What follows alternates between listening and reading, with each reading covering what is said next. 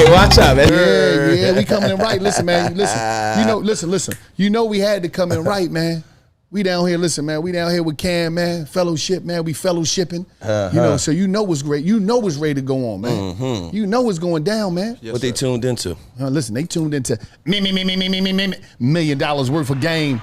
Now, we got a legend right here. Y'all see what's going on.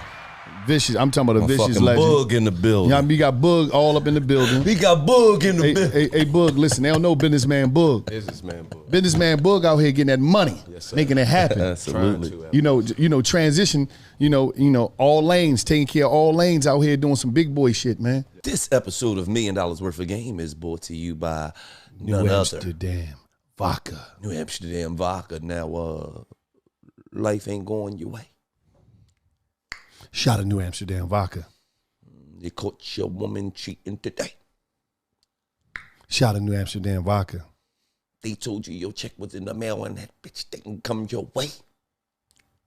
Shot of New Amsterdam Vodka. It's distilled 5 times, filtered 3 times. If you speak Spanish, that's 1, 2, 3. For a clean, crisp finish. So you could drink it with anything, straight up on the rocks. Make the classic New Amsterdam Mule. Juice, soda, whatever your choice is. So when you're out and about at your local liquor store, you know what to do. Get you some New Amsterdam vodka, the official vodka of Barstool Sports and $1 Million Worth of Game. And shout out to the New Amsterdam Queen. She don't like, she hate when I miss her shout out. Shout out to the New Amsterdam Queen. Be at the crib cocktailing it up with the New Amsterdam. Get you some. Right. I just want to commend you, man. We at your restaurant. This shit cold. This shit cold. This a cold motherfucker, man. Did you personally design this joint? I did everything, top to bottom. Oh man, the couches and everything. The whole aesthetic. I think it wasn't nothing like this created in Atlanta, so I created it. And anybody, y'all know, y'all had stints in Atlanta where when you like 20 years old, there's a lane for you. You go out, you go to the clubs, and then when you get to a older age, it's nowhere for you to go outside of like dinner. Mm-hmm. We always see those cats. It's like, bro, damn, bro, ain't you like 40, 50? What you doing in the club? Yeah. Mm-hmm. So I created an establishment fellowship, and it's in Atlanta, where you can socialize, you can business network, you can network, and it's like-minded people. You want to feel it. You want to go to a place where you can socialize, with guys' night out, girls' night out. With the capacity, we are a fine dining establishment with the perk to smoke. Mm-hmm. You know what I'm saying? You don't have to smoke, but all in all, man, it was just something that I was trying to cater to the grown and sexy. And when this place comes alive, man, it's Black excellence. It embodies all walks of life: white, black, green, blue. It all. Absolutely. That's what it's about, man. And aesthetics is very important to you. Yes, sir. Let's get to it, man. Let's rock and roll. Why is that? Why is they so important, aesthetics? Because I think you have one time to prove to a person, that what's the cliche? I'm drawing a blank here, but when a person first time to make a first impression. And when a person walks in here, I want them to forget that they in Atlanta. Okay. This ain't like, and no disrespect for the people up north, this ain't like no boogie down Bronx. This ain't nothing like rowdy like that. This the Harlem Renaissance. Okay. Mm-hmm. Yo. You got to put it on to come in here. Mm-hmm. You got to if look anybody's the part. coming in the chat, and I think the way you let look me know is if the the way audio you is good. are. Let me know if you hear the video clear. Obviously, we Introduced talking or about this how Cam people Newton kind of take thing. you I only serious. see This is not an Milo establishment in where here. you can come in with shorts. So, not to say we're as against people people fall wearing in, go ahead and shorts, say something in the chat. sneakers, or things. It's not like in that. this establishment. It's not here. And I think once you do that, once you set the parameters and the infrastructure of what your clientele needs to be or want to be, then everything else falls in line. That's what it's about. Absolutely, man. Definitely what it's about. Now, a lot of people, they know one Cam. They don't know Cam. The upbringing, you growing up, what was that like? How was that? So I'm not one of these dudes to be like, bro, I'm gutter, I'm this, I'm that. Man, I had a perfect example of what a man was in my life by my father. My parents has been together for 36, 37 years now, and it's a beautiful thing. I grew up in a 3-parent household, my mom, my father, and my grandmother. And I knew what a woman was, not a bad bitch. Okay, what's the difference? A woman. Okay. A bad bitch is a person who's just, you know, girl, I'm a bad bitch. You know, I'm doing this, I'm doing that. I look the part, but I don't act the part. Okay. You know, and it's a lot of women who are bad bitches, and I say bitches in a way not to degrade a woman, but just to go off the aesthetic of what they deem is a boss chick. Now, a woman for me is handling your own, but knowing how to cater to a man's needs, right? And I think a lot of times when you get that aesthetic of like, I'm a boss bitch, like I'm a this, I'm a that, no, baby, like, but you can't cook. Okay. You don't know when to be quiet. You don't know how to allow a man to lead. Now, a lot of women, now the kickback of that is be quiet. I'm gonna be quiet for the man and handle his business. You know, that's what they say. Or I'm gonna be vulnerable. I'm gonna be submissive to a man and handle his business. That's what they gonna say. So what is your? But it's ways to do it. And I'm not just about to sit up there and beat up my queens. No, I ain't saying like that. Yeah. But I'm also gonna also tell the men to start being men, bro. Absolutely. That sucker shit should not be rewarded. And what sucker shit? So you know, when a person carries himself social media wise, and it's a fraud in real life. okay. You know, it's more to every person that got money, or every person who's rich isn't a real one. Okay. You know what I'm saying? Right. And I think that gets kind of misconstrued in this society now, because a lot of people have money, but they're not genuine people, you know. Right. And I pride myself, everybody who knows me knows, like, bro, Cam's a solid dude. He keeps his circle extremely small. I'm not afraid to be by myself. Quick example. I had 2 of my oldest children birthday last week, and I'm in the mall by myself. I found solitude in being by myself. Yeah. And a young man approached me and was like, "Hey, bro, I know your cousin." And I'm like, "Okay, what's like who?" You know, he spoke his name, and you know, I proceeded to keep walking, getting my children their birthday gifts. Then, you know, the same dude kind of followed me into the store and was like, "Hey, bro, he said XYZ, da da da da." I said, "Man, you know, I ain't got time. It's my daughter's birthday today," or whatever.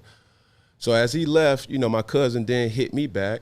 And when I say cousin, first cousin, my dad's sister's son, he then hit back and said, "Bro, you got to stop being by yourself." And I simply text back, "No weapon formed. ... Yeah, he get the rest. You see what I'm saying?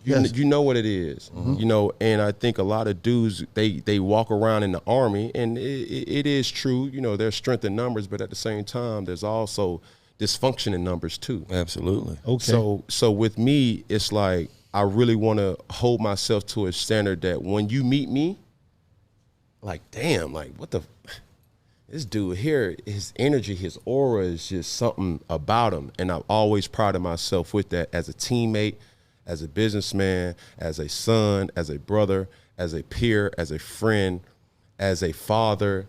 You know, I just carry myself in a different way that it can get overlooked, because playing my sport, which is a mass sport, you don't often have times to articulate the real you. You know what I'm saying? And I think my foundation growing up made me the person who I am today. Like I had a perfect example of what that is. I grew up in the church, and my father was that person for me. So to be able to discern people's true intentions is a skill set that I have and hold, you know, dear to my heart, that is like, bruh, no, he flawed. I don't need that person around me. You know what I'm saying? I don't need no yes man. Every person around me is capable of telling me, Cam, bro, you tripping. Cam, bro, you wrong, bro. Nah, we ain't doing that. Nah, This episode of $1 Million Worth of Game is brought to you by Game Time. One thing about Game Time, you ever dreamed about being courtside? You ever dreamed about being behind the plate? Last minute tickets, you just out of nowhere, lowest prices? Game Time, listen, is created by fans for fans. What better way to get it? What you need to do right now is download the Game Time app. You download the app right now, create a login. Once you download the app and redeem code dollars. You redeem, the code is dollars, DOLLAZ, for $20 off your first purchase. I'm talking about, this term applies, you know what I mean? But you know how they go, last minute tickets, lowest prices. What is we talking about? Game Time is game time.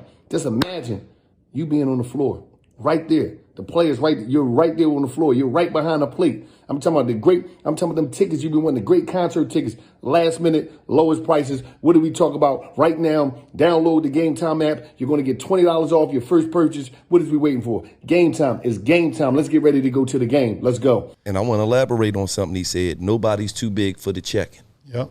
And checking is just a form of correcting.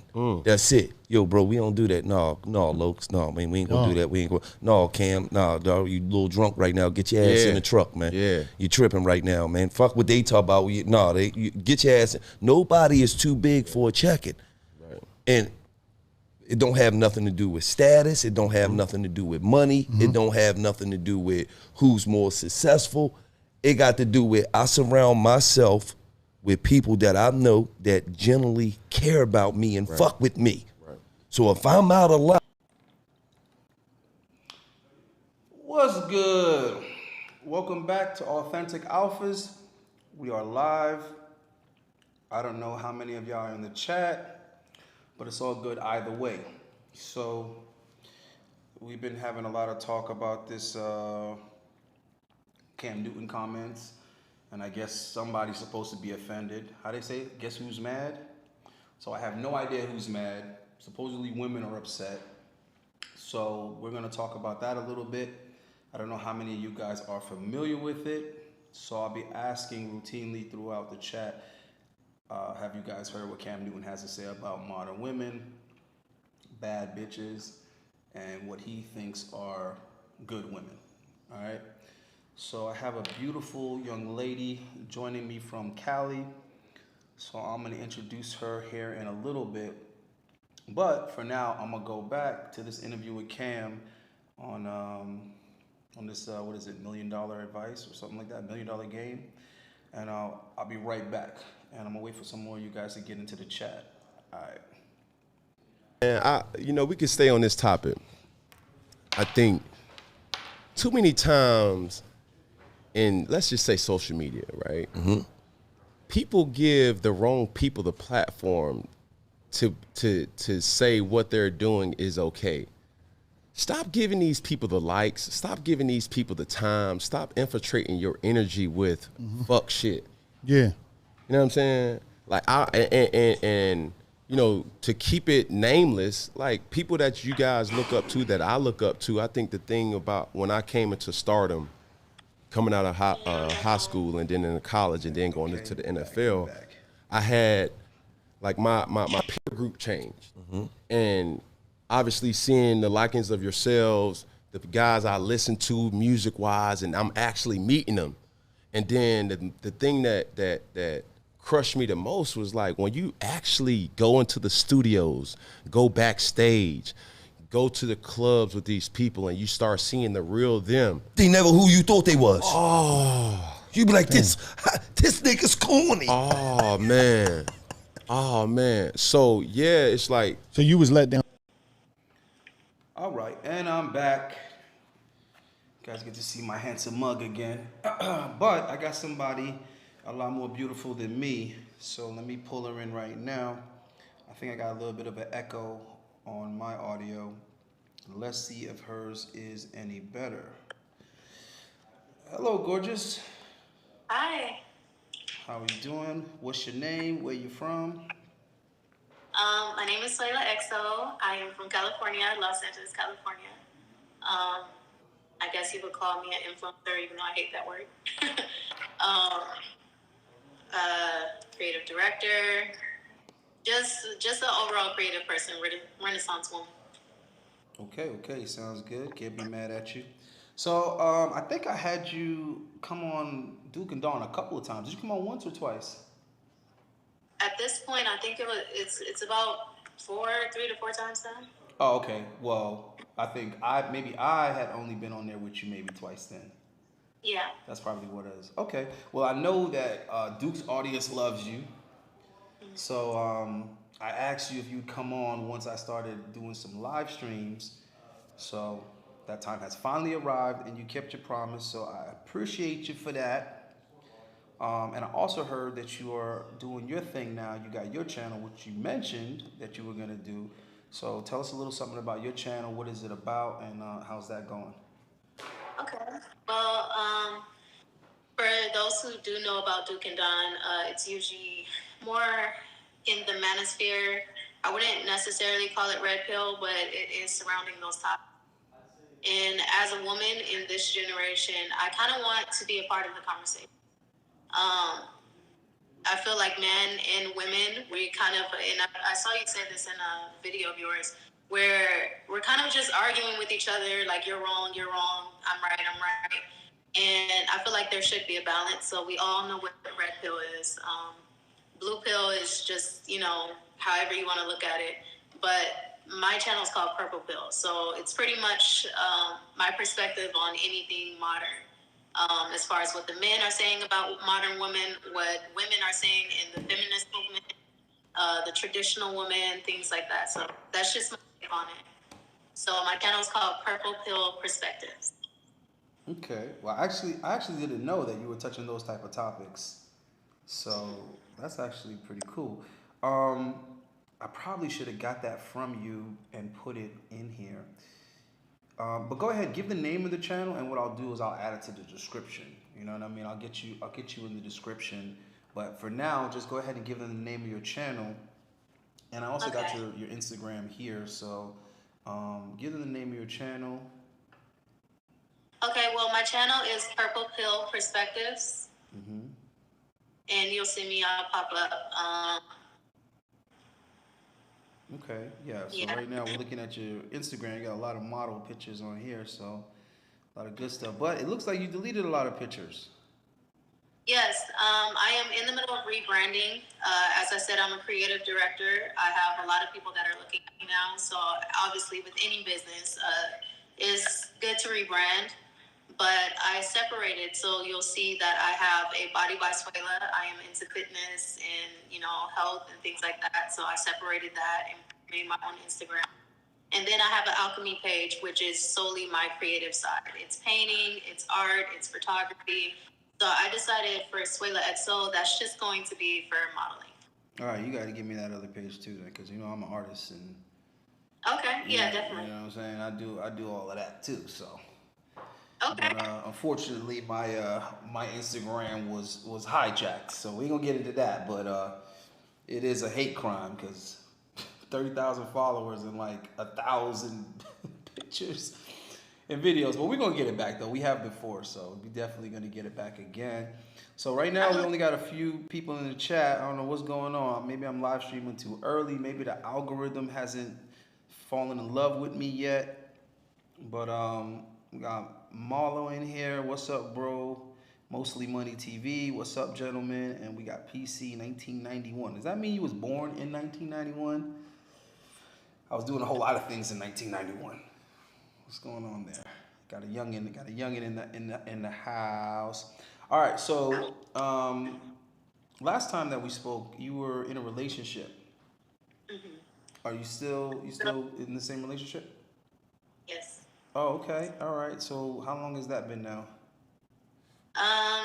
Well, I always get confused because I don't know if guys count the talking phase, but women, we don't count that. Well, from your perspective, at least. My perspective, we started talking about 3 years ago. We've officially been together a little bit past a year now. So yeah. Oh, it was. It took 2 years. It took 2 years for what happened? Well, it was long distance, so we had to figure it out. I'm not one of those people that look for love on the internet. Like, I feel like that's weird, but that's, I guess, how it happened. Okay. So it's that phase where it's just like, are you catfish? Are you who you are? You know, and then I'm all the way from California, never been to New York. And I don't know, it was just, I'm the hesitant one. Oh, he's from New York. Yeah. Oh, damn. Man, he's persistent. Yeah, All right. I'm the hesitant. No. I mean, I'm from Brooklyn, so we already know. So yeah, that's a connection right there. East Coast, West Coast connection right there. All right. Well, I mean, that is the type of women we need in the space. Women that are actually keeping men. Women that are actually maintaining relationships would be nice to hear from. I feel like these guys are always bringing single women into the manosphere to give their opinion. It's like, bro, all you're doing is support your negative narrative because you're bringing a bunch of chicks that can't get or keep a man. What's the point of this? If we're going to hear from a woman's perspective, let's hear from a woman that can actually keep a guy, because at least the proof is in the pudding. And we're doing a lot of talking about high-valued men, but we're not speaking to men that have those credentials. So I like to talk to guys that are millionaires or on their way to it. I like to talk to guys that are making over $15K a month. You know, these are the type of guys that I'm thinking about when we have conversations about high-valued men. Yeah. I just feel like there's a lot of theory talking. There's a lot of guys talking from the perspective of guys that they're not. Like, what was it, yesterday, the day before yesterday, I got guys in the chat telling me about sugar daddies and that sugar babies don't respect sugar daddies. And I'm like, time out, you're neither a sugar baby or a sugar daddy. So where are you making these claims from? Because I know plenty of sugar daddies and I know plenty of sugar babies, personally. I've been the middle guy for a lot of these situations, connections. So it's really interesting when you hear other people talking about shit they know nothing about, when you yourself are very well versed on that particular topic. So you know what they're saying is bullshit and it's opinion and it's speculating, but they say it with such confidence. And I find that disturbing about what we call the manosphere, because I feel like it's a bunch of negative insight based on nothing, kind of just going into this echo chamber, and it's coming out with these definitive answers. You never date a single mom. Women only want tall Chads and Tyrones, and it's like Benzino is like getting embarrassed all over the internet because his baby mama is smashing a 5'7" retired firefighter. I know firefighters. They make good money, but they don't make that good of money. So you're telling me this chick that was on Love and Hip Hop, literally on the highest viewed season of all time, like the highest viewed show that VH1 ever had, and has a baby by a dude that started the Source magazine, right? And now she's sleeping with a dude that was, you know, a firefighter. Like I have 24-year-old, 25-year-old guys that look up to me that are firefighters. It's not, you get what I'm trying to say. It's not like it's the pinnacle of employment. So when you're like, oh, girls only go for Chads and Tyrones, it's like, how does a dude that used to own a magazine get cheated on by a dude that used to put out fires? Well, I will say this. Women, there's a lot of things that men fetishize with women, and there's things that women fetishize with men. A lot of women like firefighters because of the masculinity part. 5'7" retired though? 5'7" and retired? But it's one of those things where this is where that whole sometimes high value or everything can go out the window. If you're not giving off that energy to your woman, it could be a firefighter that comes and snatches your woman. It can. If he's emanating more masculine energy than you have, and what do we know about Benzino? He's kind of messy. Well, you know? He's overly emotional. Yes, but do women like that? No, absolutely not. No, I'm just saying in general, it's just you can't overgeneralize what I'm trying to say, because it's like another thing that guys don't understand is that even when women are going for these so-called Chads and Tyrones, they're using them just like they use the simp. And it's just amazing that I have to explain this to men. That's what lets me know that it falls into the category of you're just speculating on something that you know nothing about and never experienced. So you're talking from the perspective of the guy that's invisible, that doesn't get the girl, and you see her sleeping with who you think is a Tyrone, a Chad, a Pookie, and a Ray Ray. Mind you, you don't know how intelligent, who you're calling Pookie and Ray Ray is. So you're acting as if you can put him into this neat little box of disdain. Oh, he's just tall and good looking, but he's stupid. Says who? Who says he's stupid? Who says he doesn't have a real job? Who says he doesn't have money saved? Who says he doesn't have ambition and goals and drive? Why are you talking about he's a Tyrone and a Pookie? That's not what his mother named him. You see what I'm trying to say? You're trying to put him in this little box out of resentment. And then the next thing is, even if he's that guy that you're describing, the scenario you're describing is if the women actually love and want to be with these guys, when in all actuality, it's not that nice guys finish last, it's that women finish first. So she's using that guy for sex, excitement, validation, orgasms, whatever it is that the punk ass dude complaining can't provide. But then when she's ready for security, a dude that has good credit, a dude that's gonna take her shopping, all this other kind of stuff, then she's taking advantage of the lame guy over here who's considered the nice guy. When she wants attention, she wants a guy to just listen to her and a guy to spend time with her without there being the component of sex, then she goes to that guy. So the point that I'm trying to make is, why are these guys resenting each other when they're both getting used for their utility? The best thing that you could try to do is be an amalgamation of all of the things that women need. That's the best that you could do. And if you don't want to do that, shut up and stop bitching. Because that's a feminine trait within itself. The whole complaining and pointing the finger and shaming women for their preferences. Because if you happen to be tall, don't just be tall. Also be intelligent. Also make good money. Also treat her well. You see what I'm saying? Also have values, have virtue. Like, if you can have all of that, right, then you're in a better position, is what I'm trying to say. And for the guys who are supposedly short or small, whatever they claim that their hang-up is, what effort are you putting into improving those areas? You see what I'm saying? What effort are you putting into those areas? So I just hear a lot of this complaining, and I think to myself, where did you guys get this as a strategy? Because you're in the manosphere with a female strategy, is what I'm saying. I was thinking that because, as I said, I do videos, for Duke and Dawn, which I consider part of the manosphere, and I've been I know about Coach Greg, I know about MTR and all of them. And one thing that I am disappointed in the manosphere, not that but one thing I'm disappointed in, it's a lot of gossip, bickering, and complaining, and I don't understand how that's helping men be men.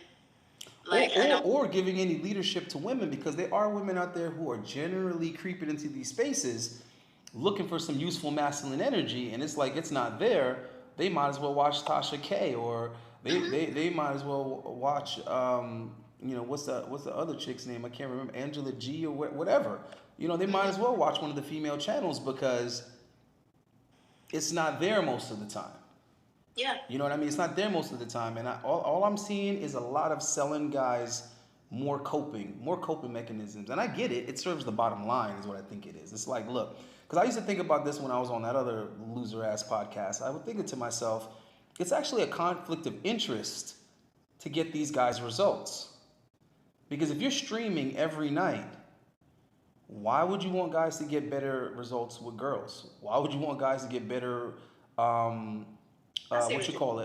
closure on dates? Why would you want guys to stop getting flaked on? If guys stopped getting flaked on, they wouldn't be home to watch your shit live. They'd be out on dates. You know what I'm saying? Like, I have a woman, so I know there's no way in hell that when that show comes on, I'm going to be watching it, because that's the time I would be spending with my woman, and she damn sure don't want to watch that shit. You see what I'm trying to say? So it's like, if these guys actually did get some results, you would actually be eliminating your fan base. So it's a funny conflict of interest that exists. So it's like, how do we retain these dudes without actually helping these dudes? Like, my consults go phenomenal, but I do very few consults with the same guy. You see what I'm saying? And I'm not surprised. I expected that, because that's the experience that I had in personal training. I noticed that the better I am at personal training is the less I hold on to my clients. They end up becoming friends. They end up becoming a different type of relationship that we have, but they're not my client in the gym anymore, because I'm teaching them not only what to do, but why to do it, how this works. And after they learn that shit, it's like, do I really need you to stand over me to do this? Do I need you to hold my hand? I don't need you to tell me what to do at this point, because we did it. We did it, and all I got to do is maintain it now. And when they have questions, they can hit me up, and I'm not like, oh, you got to pay me to ask me a question. It's like, it's not that big of a deal. So the relationship just transitions is what I'm trying to say, right? But then I would look at that, and I would look at other trainers, and it's like, you got the same bitch for 2 years, but the bitch looked the same. she looked the same. I look at it like this. When people accept that most YouTubers, and that's what I'll call them, because they want to say, oh, I'm an image consultant, blah, blah, blah. YouTubers. And the reason I say that, most YouTubers, they are entertainers. And It's like a reality show. Of course, it's going to say real life topics, real things are going to come up. But realistically, everything is about the views. Everything is about getting a lot of traction. When you have peace, people aren't really interested. But you sprinkle a little drama in there, a little gossip in there. You, I'm going to kick this woman out of my studio. Realistically, how many people were watching before you started kicking people out of the studio?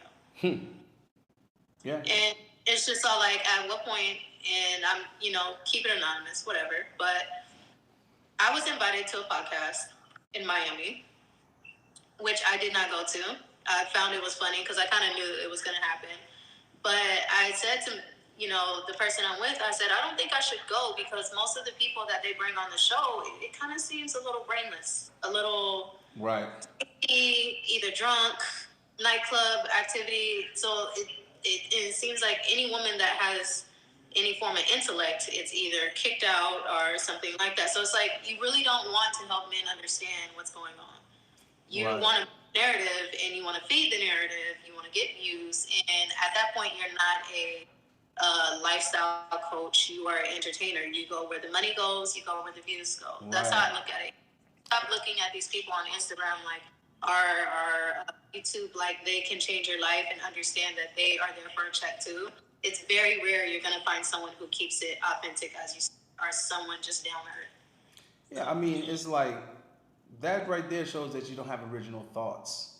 You know what I mean? Because it's like, what epiphany moments are you having where you're like, oh, you know what? I want to share this with my audience because, this is interesting. I thought about this and wow, this is interesting.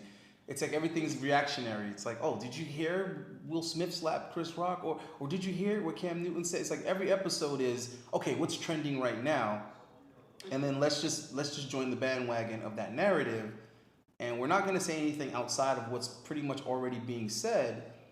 And it's like, all right, well, you're not helping to break any of the norms that you're complaining about.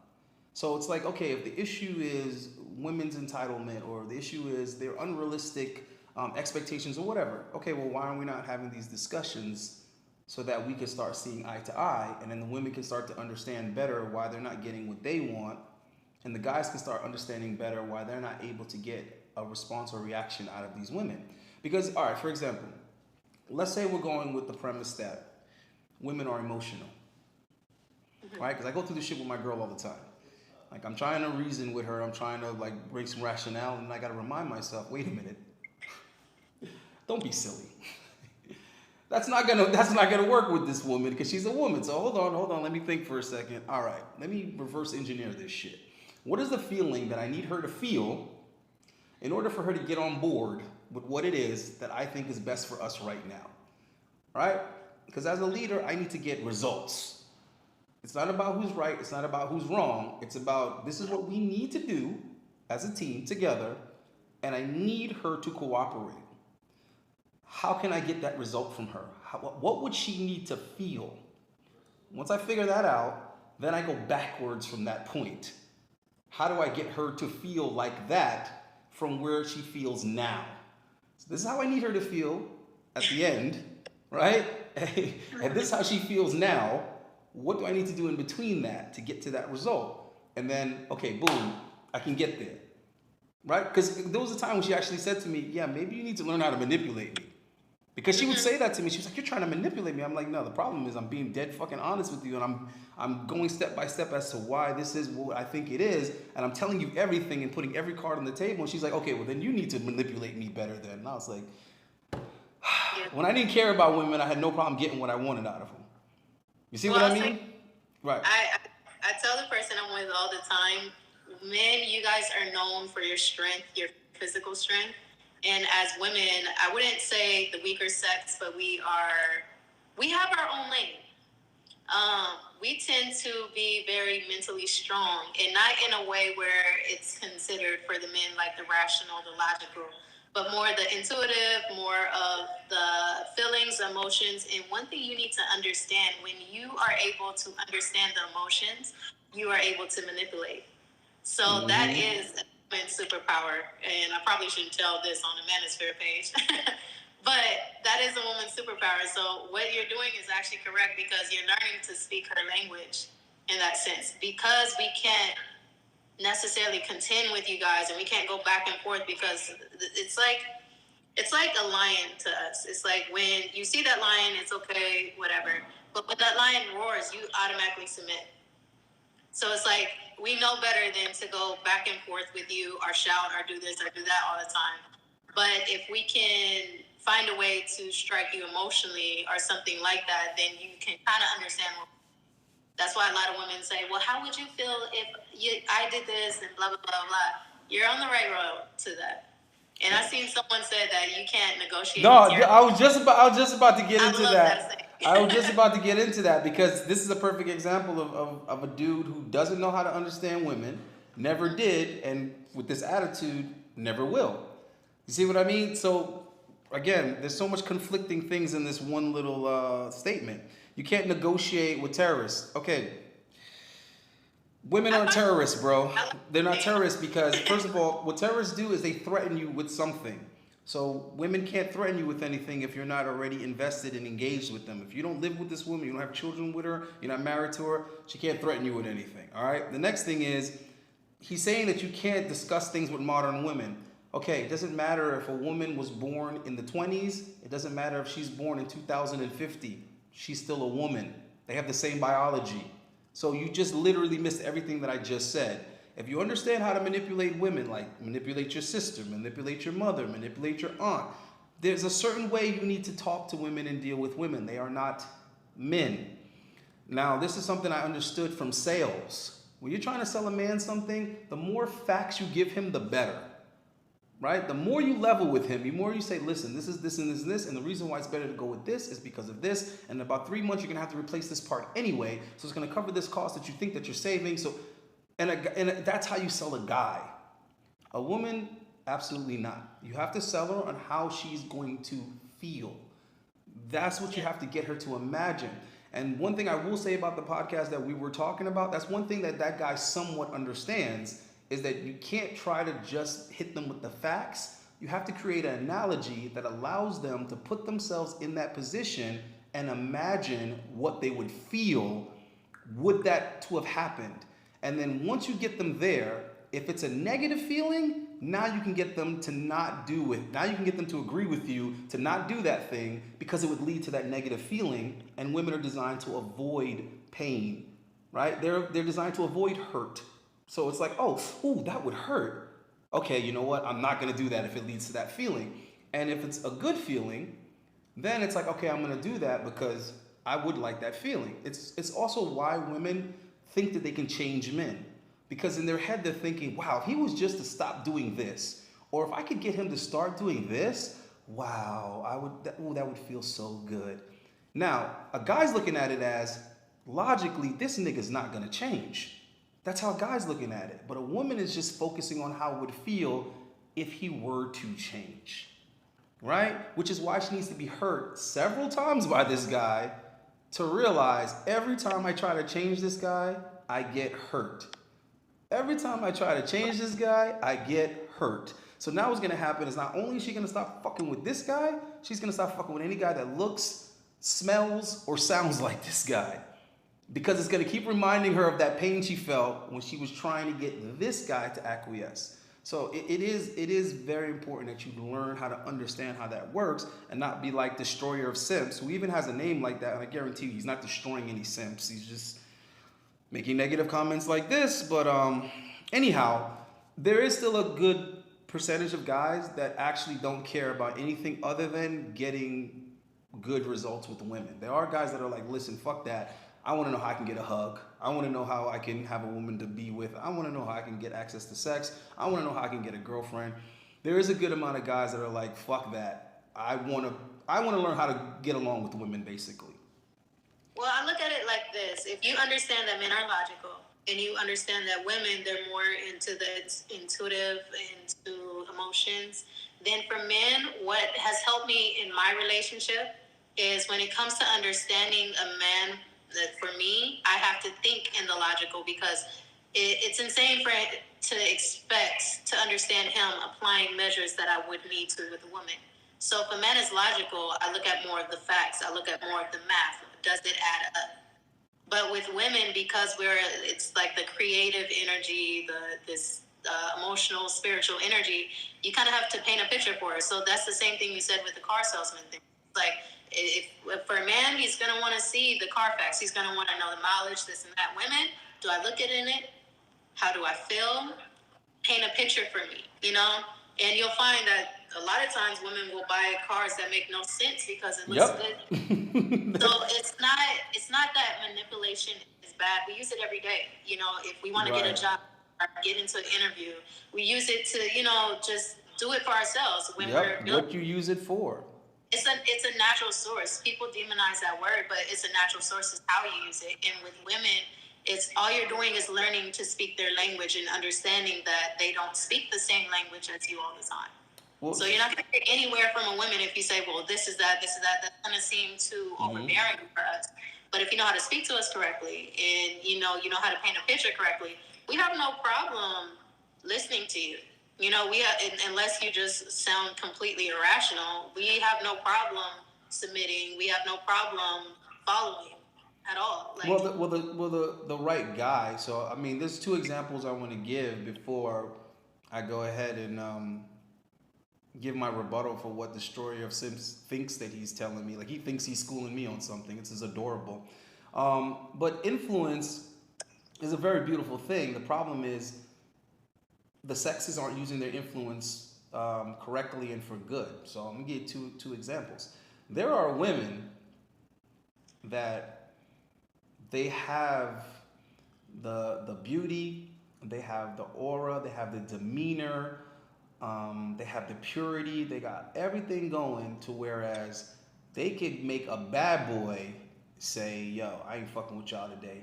Like, y'all go do what y'all doing. I'm fitting to be on my good boy shit today because I want to spend time with this girl. It's like, what y'all finna do? Yo, bro, we finna go, we're gonna go on a picnic. You gonna do what? You heard what I said, bro. I gotta go to the store. I gotta get some sandwiches. I want to get some fresh fruit, but I ain't finna go to the grocery store. I gotta go to the farmer's market. Like, bro, what is you doing, man? What kind of simp shit you doing? Bro, that girl isn't even giving you any pussy. Listen, man, I'll see you guys later. You know what I'm saying? I like this girl. I'm finna go do what I do. You know what I'm saying? I've had plenty of girls that I just had sex with, and that was great. That's fine. That's fine and dandy. But this girl, I like to spend time with her either way, right? And this girl is playing the game with him like, listen, I'm not going out like that. You know, if you want to spend time with me, we can do this. We can talk about this book.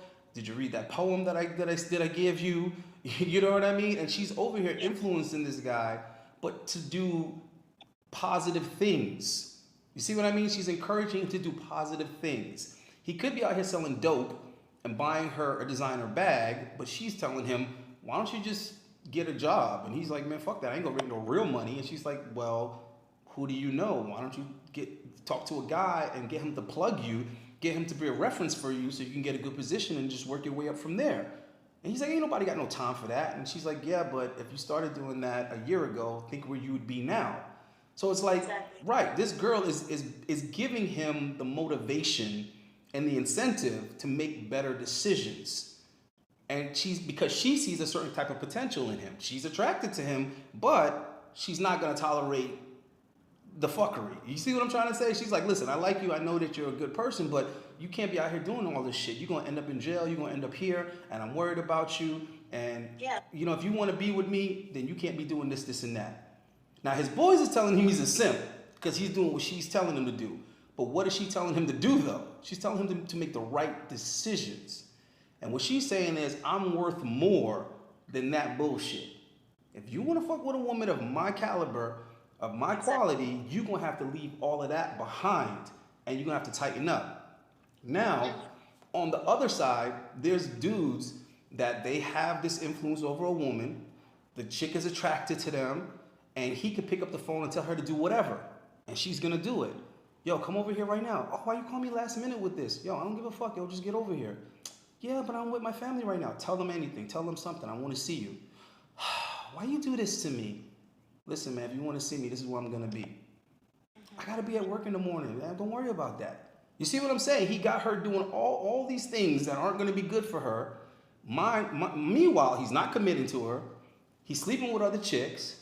You see what I'm trying to say? But the point I'm trying to make is he has that influence over her. He could have used that influence to tell her to stop hanging out with her friends, stop going to the club, settle down with me. Let's build a real relationship. I'm gonna commit to you. I'm working on this, and this. We can have a baby at this time. But he's not using his influence for that. Do you understand what I'm trying to say? Yeah. Right? It's a difference. Right. So it's like, oh, girls will do all these things for these bad boys. But the thing is that dude, he's choosing to use his influence for that. Just like these chicks that look good and guys will do anything for them, they're using their influence for the wrong instead of using it for the right. Now, let me just real quick get to this guy because he's talking to me like I don't know about women. It's fucking unbelievable. It's hilarious to me. Okay, Allende, but they ain't listening. All right, I'm gonna put the timeout symbol up real quick. I'm sorry to break this to you, buddy. You must not know me. Women actually do listen to me. So I don't know what the fuck you're talking about. You mean women don't listen to you? That's what you mean to say. Women listen to me, brother. Since high school, women have taken my advice. All right? And in relationships, women listen to me. So I don't know what you're talking about. I have women that are still married to their husbands because I forbid them to divorce their husbands. So we're going to move on to the next thing that he said. Stop trying to save 304s. Once again, I've saved plenty of so-called 304s. I've had plenty of women that used to be escorts. They don't escort anymore, right? I've taken women out of the strip club. I've put women in the strip club. I've done both. I don't know who you think you're talking to, bruh. You're talking to the wrong dude. I actually get results with women. All right, and I learned that I needed to start influencing women positively. Like, that's what I learned. I learned, why do you have women doing this type of shit when you can have them doing that type of shit? If I can show a woman how to make money not selling the box, why influence her to sell the box? You see what I'm trying to say? Once you have that game and you have that influence, it's your decision whether you want to use it for good or bad. It's just like a superhero. Are you going to be a good guy or are you going to be a villain with these superpowers? It's up to you. All right? But anyhow, what do you think about influence? Well, it kind of goes to that conversation you said right before that about changing a man. There's a difference between changing someone and influencing someone. Changing is applying force, thinking that you can control a form of dark manipulation. Influence is, if you will, positive manipulation, where it's the same thing. A woman can come in a man's life and say, you know what, like, you say you want to do this, you want to do that, let's go for it. Or maybe he didn't have a supportive family or a supportive immediate circle, and because you love that man, you're not going to look at him and say, oh, you can't do this and do that. And you kind of look up to that man, you admire that man, so of course I believe you can do that. Of course I believe you can do this, you know? Right. That's the same thing as a man coming in woman life and saying, you know, I see that you want to do this, so let me help you with that. Let me guide you. Let me teach you on how to achieve that. It's the same thing rather than the man using his influence to say, leave your friends in a not so good light. Leave your friends, leave your family, only talk to me. Both sexes have the same opportunity to either manipulate and try to change someone or manipulate and try to influence. So I think that doesn't have a gender. Right. I mean, it inspired them because, for example, all the times where, like, I'm talking a chick out of doing something that I think is self-destructive, especially when it's like something for money. What I notice they always have in common is they don't even think that they're worth that. Like, they don't even think that they have that potential. It's like when I'm telling girls, like, yo, you know, you don't actually have to give this dude any box to get what you're trying to get. And they're like, oh, no, this is all these guys want. These guys are only going to pay for that. And then I show them otherwise and their mind is blown. They're like, how is this even possible? Yeah, because you're only focusing on one thing that guys are interested in. It's a long list, but nobody ever taught you that. You know why? Because you're only dealing with other women, and other women don't really understand men most of the time. There are very few women who actually do, and sometimes those women monetize it, sometimes they don't. Sometimes maybe the chick that leads the brothel, that like runs the brothel, might like really understand men, but majority of the time, women absolutely do not. You know, that's like a dying art. But even in my life, I've had women literally tell me, like, I see you as more. Like, I see you as this. I see you as a star. I see you on TV. I see you this. And it's like, fuck is this bitch talking about? Like, I ain't no star. I ain't gonna be on TV until I was on TV. And then I was like, damn, maybe, you know what I'm saying? Maybe she was on to something. So a lot of it also is inspiration. Because when I say, like, influence, it's just like you were saying, you can't like actually change that person. All you can do is like motivate them or inspire them to change, like to tell them like you have this potential, I believe in you, and you know what, I'm gonna cut you off because you're not acting on your potential.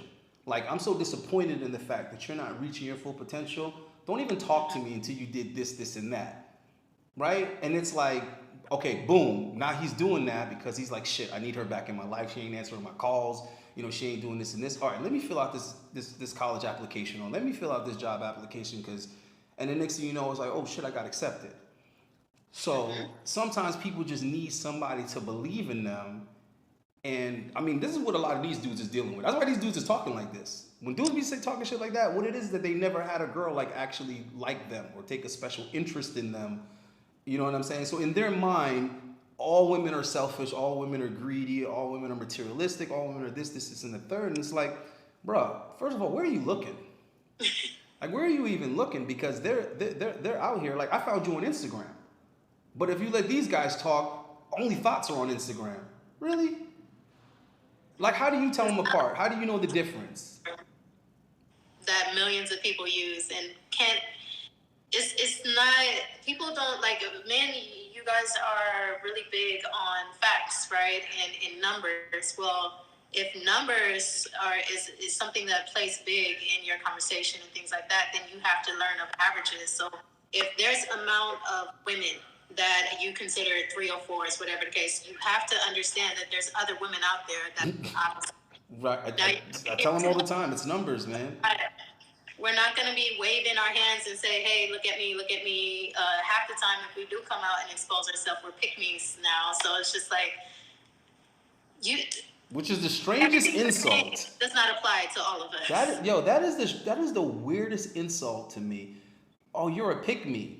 Dude, when I win a bodybuilding competition, I got picked. So so how are you going to insult me by getting picked from a group? Like, that's not an insult. That's a compliment. Like, out of all these choices, I got picked. They picked me. So step up. Maybe you'll get picked. That is the most jealous insult that has come out in the 21st century. Use a pick me.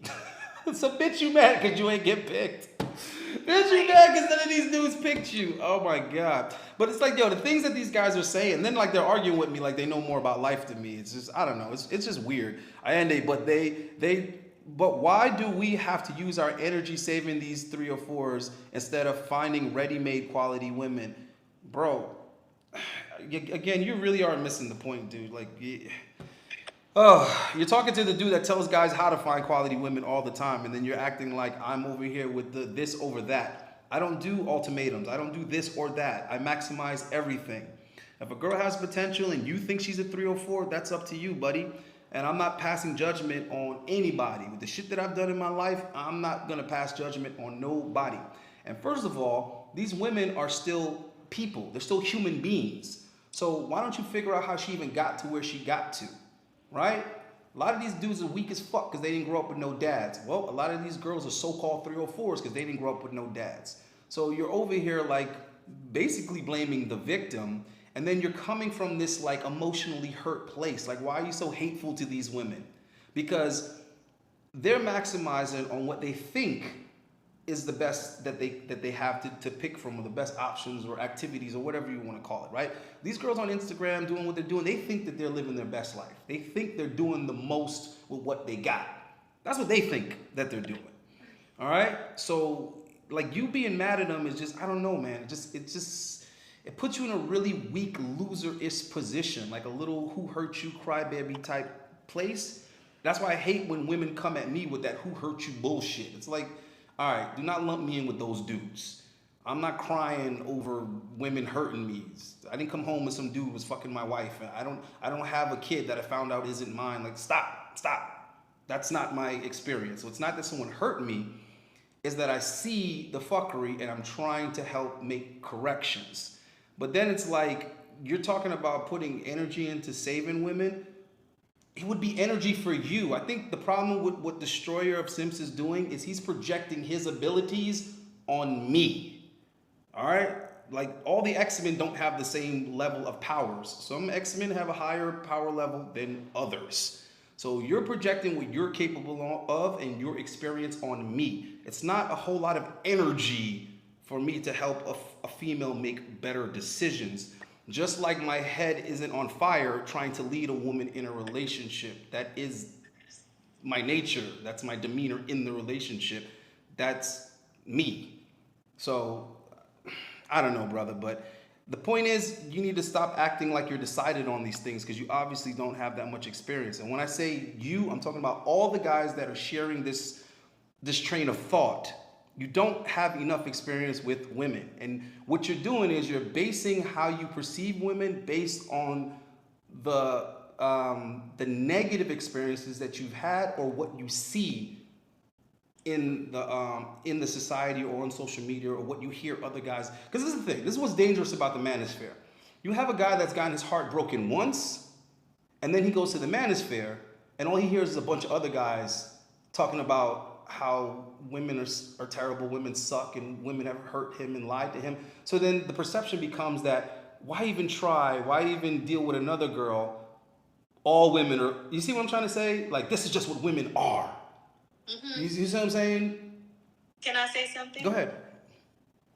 I find it funny because a lot of men, I'm not going to categorize all men, but a lot of men, they get upset with women for developing this men ain't this, they're not nothing, they're trash, they're this, they're that, and you would label that person a bitter woman.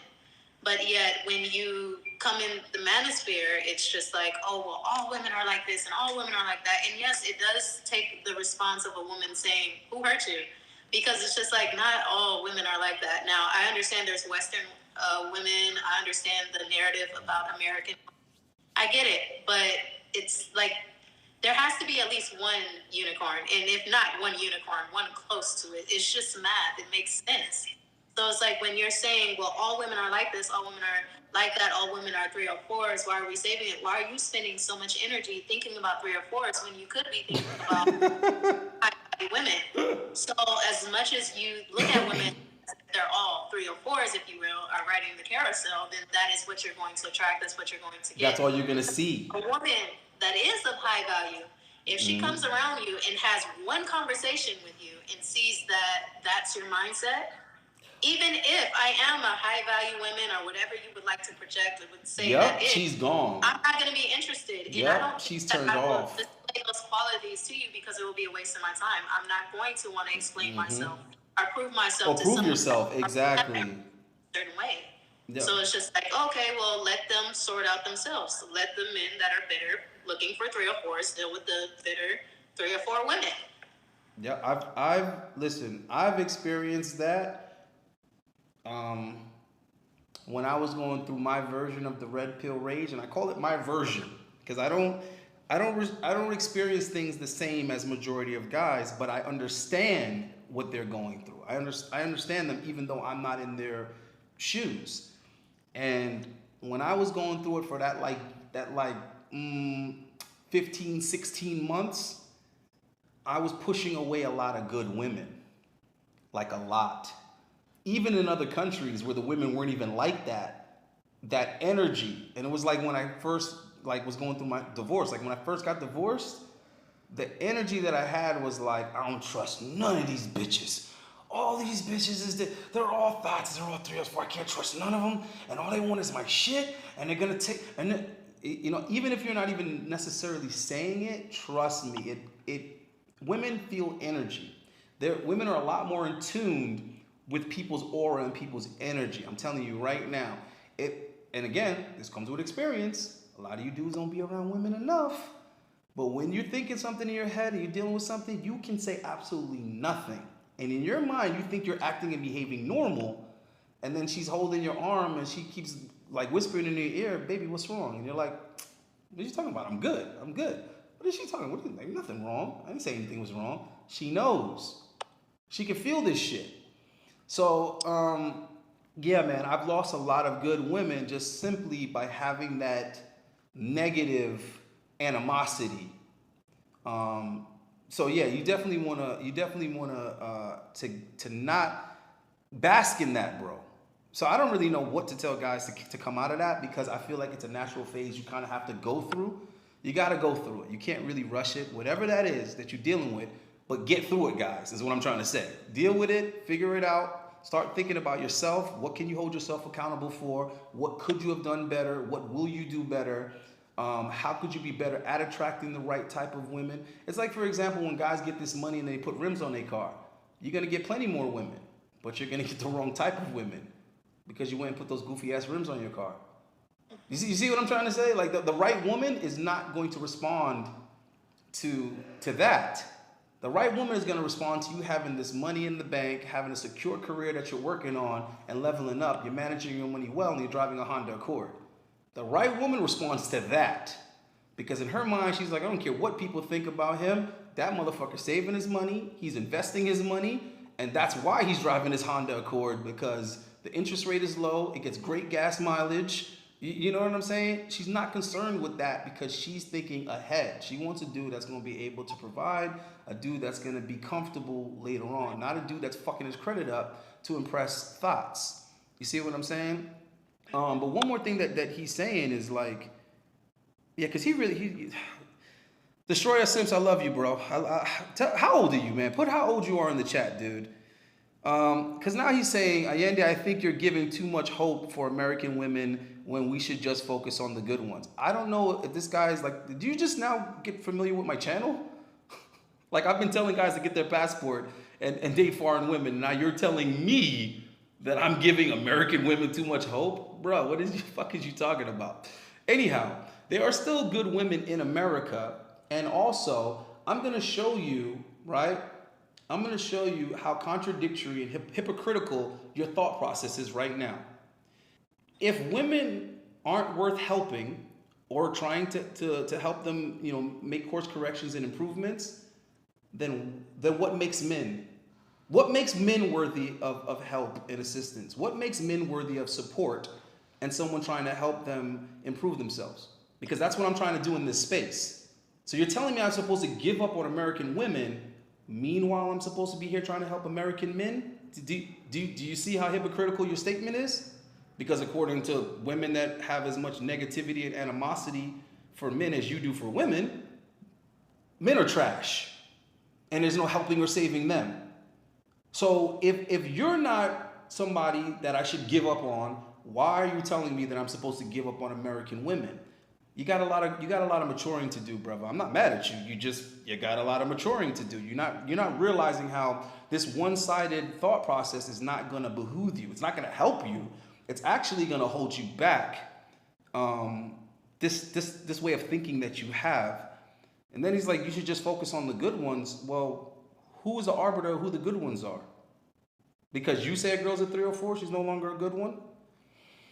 I don't know, bro. It's like the whole, you can't turn a hoe into a housewife. It's like, listen, you can do anything. It's just a matter of who's the one trying to do it. There are guys that have successfully rehabilitated girls, just like there are guys that have been successfully rehabilitated. It's up to the individuals, their level of discipline and commitment to the change they want to make. So you guys need to stop with these definitive answers, bro. The gray area is where game lives. Not all women are 304s, but all women are capable of being a 304 without the leadership of a strong masculine man. Okay then, so why are you telling me that women that have made mistakes don't deserve the leadership of a strong masculine man? You're contradicting yourself once again, bro. It sounds like you're just spouting out talking points that aren't yours based on life experience. Mine are. All right, so I'm gonna start opening up questions. If you guys want to ask her some questions, obviously be respectful. Man, you need to interview Mexican women down in Mexico. This Western woman ain't jack, and all they do is brag about being the best. I'm really confused because I respect this young lady and she hasn't bragged about anything. Also, I have already done several interviews with women in Mexico. Like, I don't know, maybe these guys are trolling or something like that because I have to keep reminding myself some people just want attention and they say stupid shit to get attention. Bro, this is Jessica X. I don't know who Jessica X is. Make for life. Okay, yeah, be a MGTOW if that's what you want to do. Tate Bros got arrested. John Anthony reported it. Fuck. All right, thanks for that. I'm gonna look into that. God damn, and I was just thinking about Andrew today. Like I just was thinking about Tate today because I was wondering if like they had invited him to CME. Oh shit, Chantel Simone is in the house. Shout out to Chantel Simone. You guys need to check her channel out. Are you familiar with Chantel's channel? No, I haven't seen it. Okay, I'm gonna try to get you guys together. I think you guys would have an amazing conversation.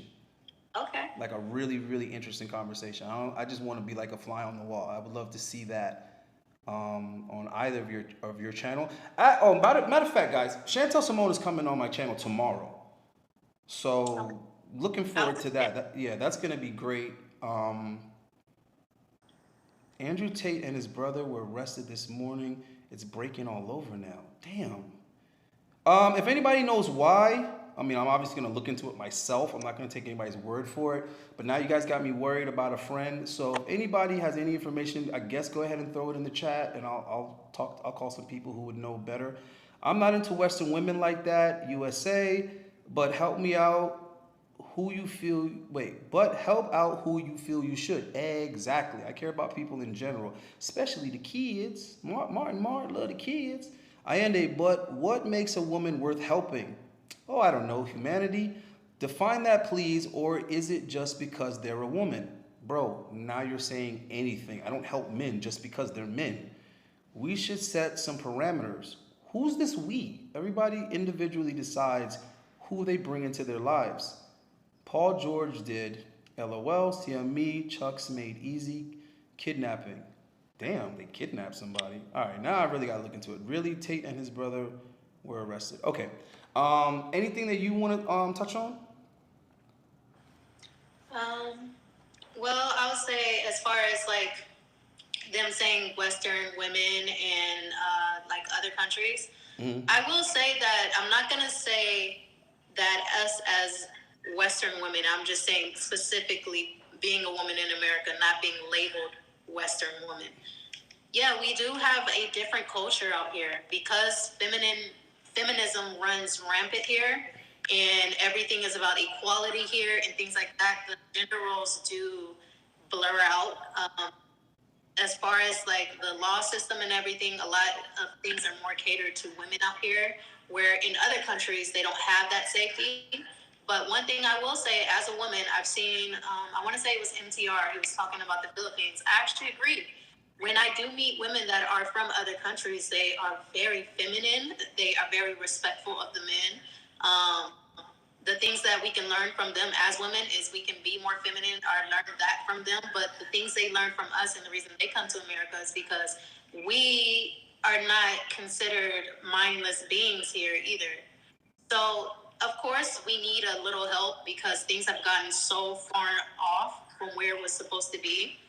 But it's like one of those things, it's just like if you are a husband, right? Let's just take this for example.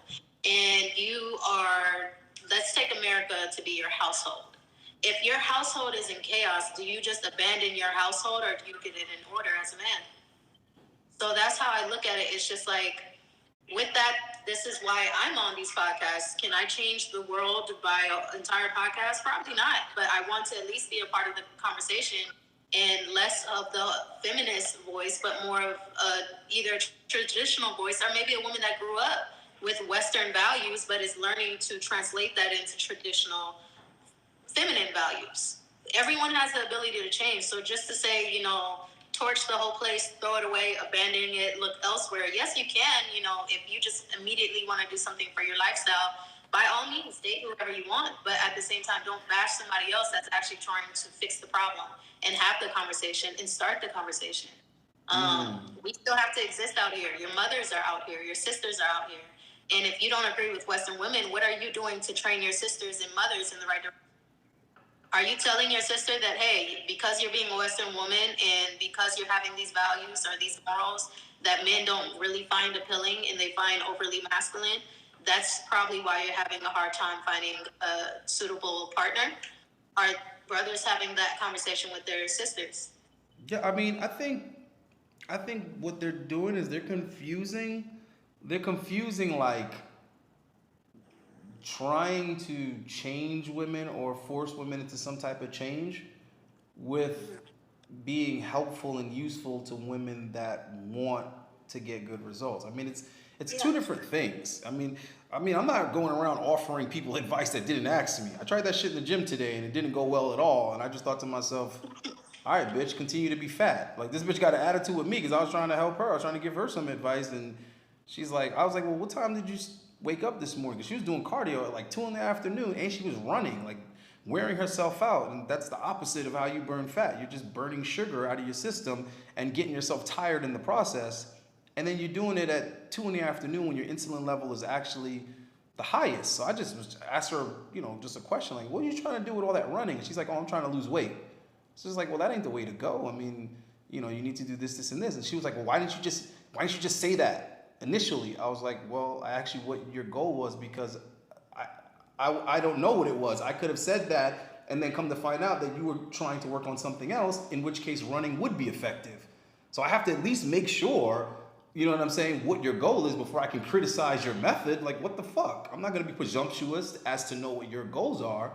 And then I was just like, another thing is the time of day that you're doing it isn't ideal. I was like, what time did you wake up this morning? She was like, oh, well, I don't got time to get into all of that. I was like, I'm sorry. I thought it would take about 3 seconds for you to tell me what time you woke up. But you know what, bitch? You're dismissed. Just go ahead and be fat.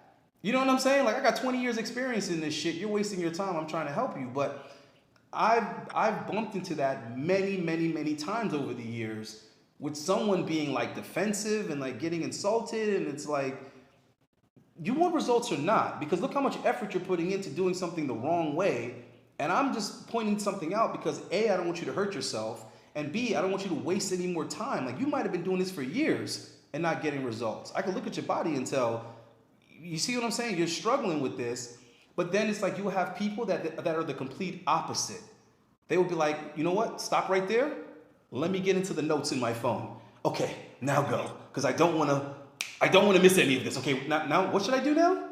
Okay, so what time should I wake up? And then that's the person you see 60 days later, and they have results, and they're like, hey, thank you. I did what you said. And then they're like all excited. And you're like, good. Okay, cool. Keep doing that. And they're like, anything else? Anything else I should do? You're like, all right, cool. I'll let you know. So there are people that, that want help. There's people that appreciate the advice and you looking out like you would look out for a neighbor. And there are people that are going to have this, this arrogant attitude that you can't tell me shit.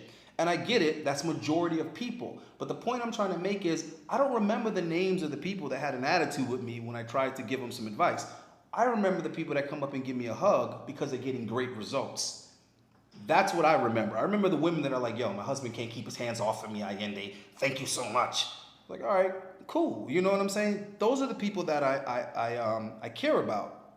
So that's not going to be the majority, guys. Just know that ahead of time. So hold on, there's a couple of things in here. You guys are hating on the CME. Well, I ain't going to the CME, but I'm going to the other guys conference. So you'll see me in October at that one. We'll talk about the man's group later. Okay, Allende, what do you think about pre-workouts? I personally don't take pre-workouts. It's not that they don't necessarily work. I just think you're better off motivating yourself. And also what happens is the pre-workout is tricking your ability to spike your adrenaline. What happens is if you keep using them, then your body relies on them to get that response, which isn't helpful for you. You need to be able to go into flight or flight risk, mode whenever you want to, not when you take some type of chemical. But do as you will. Personally, I think a fucking cup of black coffee is better than pre-workout. But again, that's up to you guys. I know you like your flavored shit, you like your gimmicks and your supplements. I don't really care too much for them. I got a question in here for you, but I don't see any super chats, so I'm gonna start ignoring those. Respect the guests, guys. Okay, so shout out to Ty. According to the U.S. Embassy, Dicot, am I saying this right? Prosecutors raided the home of world champion Andrew Tate and his brother Tristan in what is that? Bucharest? I don't know what that says. After kidnapping 2 women. Ugh. Damn. All right, guys, we got to kind of hold off on speculation on this one. We can't jump to any conclusions. I mean, I know Andrew, so I'm not going to believe this shit. I'm going to wait for the story to develop. But I know with those guys' history, it's going to be really easy to accuse them of some shit like that. That's why you got to be careful with women, guys. It doesn't matter if you're broke or if you're rich. They can turn on you at any time. News Hours with CNN reports a woman of American citizenship was illegally recruited for sexual exploitation through webcam. Yeah, I mean, that right there sounds like it's not even the women saying it. It sounds like they're trying to put a case on these guys because of a status of maybe one of the women. But like I said, guys, don't jump to any conclusions. At this point, we got to wait for more details to come out. I mean, I'll pray for them tonight. I pray for those brothers, and hopefully this shit will be sorted out and they aren't guilty of anything. Wow. Yeah, you know what? I appreciate that comment, Sean. That's the same way I feel, bro. It's like I'm bringing on females that want to actually, be frank with you guys, be helpful, contribute in a male space, which was what my goal was in the first place when I went over to those other guys' podcasts and gave them the gift that keeps giving. And they bastardized that, and they created this type of market of guys that think the same fucking way, which is why they're making so much money, because that's what majority of you guys want to hear. Majority of you guys want to just turn women into punching bags. It's really pathetic, bro, to be honest with you. It's really sad and pathetic. Like, there's no champion in that. You know what I'm saying? All that kind of weak shit, and then you're doing it through a computer screen as it is. I mean, get the balls to go say this shit to women's faces in real life. If that's the way you feel, go to the mall and run up on women and call them thoughts. Tell them that they're low-value women and that they're going to die alone with cats. Go say that to women's faces, bro. Because I get on the fucking mic and I say what I got to say to women. All right? Not behind no fucking keypad and all this other shit. This shit is really lame. And it's like you're watching a live stream, but you're just antagonizing women with negative comments. Mind you, she has a man. That lets me know that you ain't got no man in you because you're like being condescending to another man's woman. I already told you guys about that. If you're out here disrespecting fiancés, girlfriends, and wives, baby mamas and shit, you're not a real man, because real men don't disrespect other men's women. If lights go out, zombie apocalypse, is she the type to seek a physical alpha or non-imposing, clever type with skills, being these are her only options? Well, nigga, I'm making my life to be both. I like to be smart and strong. Like, fuck that. I'll wrestle a bear and start a fire. Fuck that. All right, so we are gonna eventually talk about the Cam Newton thing. I just was waiting for everyone else to get in here, and besides, I think she makes great conversation without the clickbait. But I am gonna ask you how you feel about the comments that Cam made, even though it was so few. He didn't really say much. So what was your take on what he said about first being raised in a household with 3 parents, being his mom, dad, who had a great marriage and relationship, and then his grandma? You know what? In Los Angeles, it's a joke out here, but we always say, in certain areas of Los Angeles and California, a lot of people were raised by their grandparents.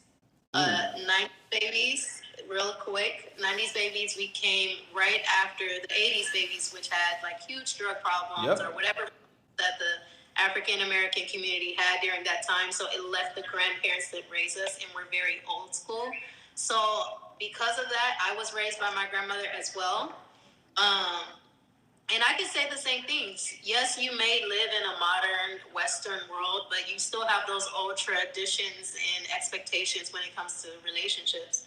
I think we're the last generation, as far as for me, 90s kids, that we did have a little bit of value set before these gender roles and fluidity and everything happened. So I don't disagree with anything he said. I don't feel like it was wrong. It was his perspective. It was his experience. And it was the reason he has the outlook that he has. Let me ask you something that might be slightly off topic, but I think it's related to what he said. Do you think that, okay, for example, you see how he said that like his father was his hero and he idolized his father? Like that's the way I feel about my grandfather. Like I just had to accept at some point in time that I'll never be the man that like he was. Like I could never, like maybe I could, but I damn sure haven't accomplished it in the time frame that he did, right? So Yeah. it's like almost an impossible expectation. And I'm not even talking about like money or property. I'm just talking about like how much he had done for other people, right? For other newlyweds, for other families, as well as raising two families by two different women, having all these grandchildren and great grandchildren. I mean, like I'm like, damn, you know, this how am I gonna do all of this, right? My uncles, as much as I admire them and respected them, I think I can like measure up, or I know that I've measured up to a lot of my uncles, but my grandfather is like in a glass jar, untouchable, right? Do you think that this like modern baby mama epidemic that we're having, do you think in some ways it kind of robs children of having that idolized father to where they see that Yes. he's almost perfection? I completely agree with that. One, the man is out the home. Even if you have a very decent co-parenting situation with the mother or the father, it's nothing. It's not the same as seeing the father in the home. And I'm saying that because, as I said, I was raised by my grandmother. So she was very wise, amazing woman, did a lot of things for the community, a lot of things for foster youth and things like that. But because I didn't have that immediate father in the home, there's a lot of differences that I had to learn later. Now, as far as when it comes to grandparents and things like that, when you're dealing with children born out of wedlock, is how many, and I hate the word baby mama or baby daddy, but if you want to use those terms, how many of those situations do you see them actually getting along, where the family gets along with each other and they can go see their grandfather on one side or their uncle on another side? A lot of the times it's a struggle to co-parent, and I'm not going to speak too much on this because thankfully I don't know that much other than what I've witnessed around me. But it's always conflict within families. So one family is begging to see the other side of the family. And I don't feel like you can have a solid form of examples there as far as men roles go. I just genuinely don't believe that. And usually you see the grandmothers or the aunties that come and pick the child up if they are not with the father, if it's visitation time or the mom needs a little time off. It's usually the women stepping in. So they don't necessarily always get a chance to have that masculine role. Well, I mean, when I look at it, it's man, like I thought that how I grew up was bad. That's the craziest thing. I used to think that was bad because I was like, damn, my dad is dead. So technically speaking, I don't have a father. And I remember being so like upset and depressed about that until my grandfather pulled me aside. I don't want to tell the story now. I've told it before. I eventually will tell it again. It's an interesting story. But there was a time when I was really hurt and I was crying and my grandfather was like, yo, what's wrong with you? What happened? And I just was like, like all my friends' dads come and pick them up and shit. It's like, yo, I don't have a dad. And my grandfather looked at me and he said, how could you be so stupid? And I'm like, what you mean? He's like, I'm your dad. He's like, what is it that a dad does that I don't do? And then I had to think about it for a couple of seconds. I was like, oh shit. So like he was insulted, like he was upset. Like he was like, how dare you? You know what I mean? What he was trying to say is like, I'm here, I provide for you. I'm here for you anytime you need me. I'm practicing your spelling bees with you. I'm showing you how to fix your bike. I showed you how to ride a bike. I taught you how to swim. I told you. He was like, how dare you? How dare you? Right? And he said, you know what? From now on, you call me dad. And it was that from that age on, I stopped calling my grandfather granddaddy, and I just started calling him dad. But I was the only grandchild that called him dad. But just that changed my whole perspective in life. And that's why I say everything is mindset. It's how you choose to look at shit. And then I started feeling guilty because I started thinking to myself, damn, there's always been a roof over my head. Like, I've always had clothes. I've had uniforms. My grandfather made sure I got into private school. I'm just like, shit. And then I started realizing I have my uncles. Like, you know what I mean? Star Wars comes out. My uncle's taking me to every, like, movie like that because we're into that type of stuff. We playing Super Mario Brothers together. Like, he's teaching me how to do my push-ups and my pull-ups and my sit-ups. Like, he's letting me, like, read his comic book collection, but I have to make sure to keep everything in crisp, perfect condition. I have to put it back in the plastic before I take out another comic book. And I just started thinking to myself, I had access to several fathers. Yes. But I was too busy focusing on the one that had died. And I had full access to my father's family. It was to the point where that was the argument. Like, my father's side of the family was constantly arguing with my mother and my mother's side of the family because, like, I was being, like, you know what I mean? Like, because there were so many things to go to. It's like, yo, he has to be at this barbecue, but he has to be at this birthday party. I have to be at that family reunion. So I have to be, so it was like one big family because my mother was really close friends with my aunt. In fact, that's how she met my father. My aunt and my mother were best friends in high school, is how my mother met my father in the first place. So what I'm trying to say is I was never deprived of my family, of my father's side of the family.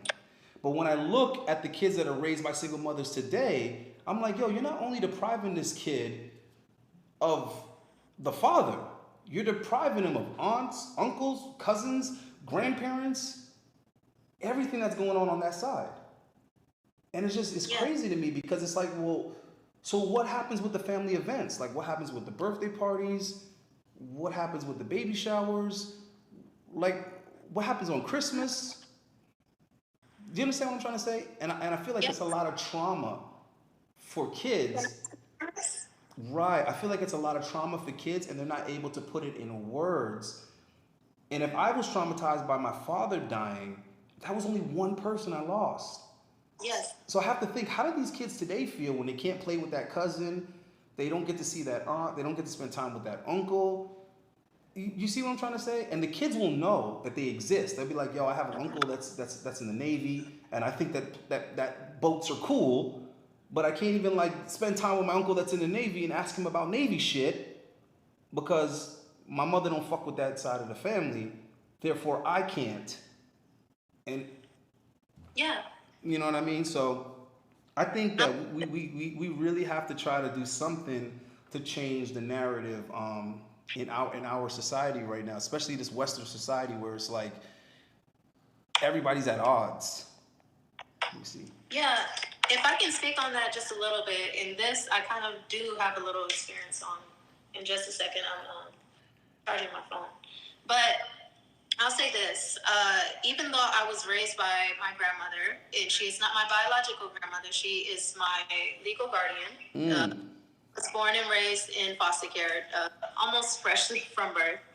And I'll say this, the biggest thing that I can say, and mind you, I'm a woman, so that means my father was not in the home. And I heard of this saying, oh, well, that means she has daddy issues, right? But I felt like I never necessarily had that because I learned at a young age the importance where you may not always get to choose the family you have, but you can also be open to the people that are really there for you. Being a foster youth where I had to be put in several homes until I found my placement with the family I was with, I had to look at them as a mother, a father, and things like that. And they weren't always horrible. I had some great men in my life. I had some great uncles in my life. So it's just like, when it comes down to that, that's the best way to look at it. If there's someone that's providing for you, that's sowing a seed in your life, whether it's the feminine perspective or the masculine perspective, who's to say that you can't learn from them? I had mentors. Now, when it comes to not being able to see the family, I can't say that it was through, baby mama or something situation. But one thing I learned, and I learned recently, is my mother, she's Russian. And growing up in mostly, I'm mixed, and growing up in mostly the black community, I have no idea about what it means to be Russian. I can't speak Russian. I don't know anything about that, right? But I also heard that I have other siblings there. And just as much as you go through the point of saying that you're denying them that part of themselves, there's certain parts of me where I have to either dig for myself or just accept that I'm not in contact. And that is a lot of trauma. A lot of people, it causes a lot of identity issues. So it's like when you're talking about these men issues versus these women issues, a lot of, especially Americans, especially the Western world, we have a lot of family problems that are completely dysfunctional, and a lot of people. Oh, hold on. I think you're muted. Did you mute yourself? No, I had a call coming in. I'm so sorry. Oh, no problem. No worries. I got a question here. I don't know if this is for you or me. What are some examples of chivalry in women by Shaney? I'm not sure if this is a guy or a girl asking, but there's no such thing as examples of chivalry in women. I think you need to look into the definition of chivalry because a woman can't be chivalrous. It's literally not possible because it's a code of conduct for men. So I think what the question is how do females reciprocate chivalry? I think is what this person is trying to say. So I'm going to give an analogy that I like to give because it's just a foregone time. It's like a forgotten time period in our history. But there used to be a time when there would be men playing cards, playing dominoes, and women would bring them snacks. Women would bring them beers. Women would bring them drinks. There was a time when men would be doing yard work, and women would bring them lemonade, cold glasses of water because it's hot as fuck outside. And it just worked very, very well because the men are out there doing that work and that labor for the better of all. And the women are supporting that by making the men as comfortable as possible, making sure that the men are fed, making sure that they're hydrated so that they can go out there and perform. It works hand in hand. So I tell guys all the time, when your woman takes good care of you, it's not even supposed to be coming from necessarily a selfless place. It actually is supposed to be coming from a very selfish place. Like, hold on, I need this motherfucker to perform. I need this dude to go out here and compete against other men. I need him to be as effective as possible. This is Team Us, okay? I'm his personal cheerleader. I gotta make sure that he is good. Baby, you need a neck massage. How you feeling? How your feet? You need something to drink? You ready? Go get him, Tiger. That is the attitude that women should be having, and it's better for everyone because she helps to bring the best out of the man, and when the man gets, he brings it back and shares. That's how we've been since caveman days, if you want to believe that there was a caveman days. I personally believe that was a completely different species. I don't believe in evolution. I think that was a completely different hominid that was living in caves and dragging women back with clubs and all that other shit. But if you were to believe that, from that point in time all the way till now, the game has been pretty much the same. Man competes to acquire resources and shares with women. And I mean women in the plural sense because, as you guys know, I'm an advocate for polygamy. So the more that you can provide is the more that you can share with a woman or women. And if you're looking at your family as a legacy and a business, and you're actually being competitive with your family, having more than one wife, you can beat out a man that has one wife. You can be more productive. Instead of one cheerleader, you have two. Instead of one kid every 9 months, you can have at least two.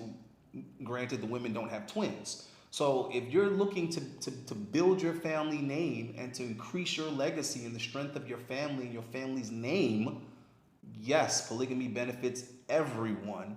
And most women, whether they want to admit it or not, deep down inside, they would rather divide labor with another woman that they love and have in the sisterhood and share a high status man than to struggle with a low quality man of their own. I mean, it just makes sense. You know what I mean? It makes sense.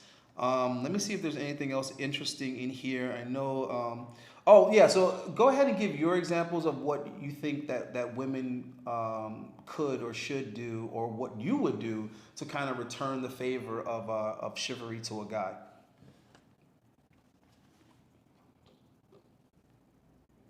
Uh-oh, I can't hear you again. Nope. Can you hear me? Uh-oh, I don't hear you. Not sure why.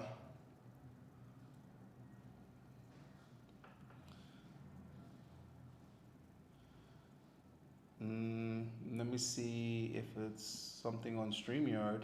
No, you're not muted on StreamYard.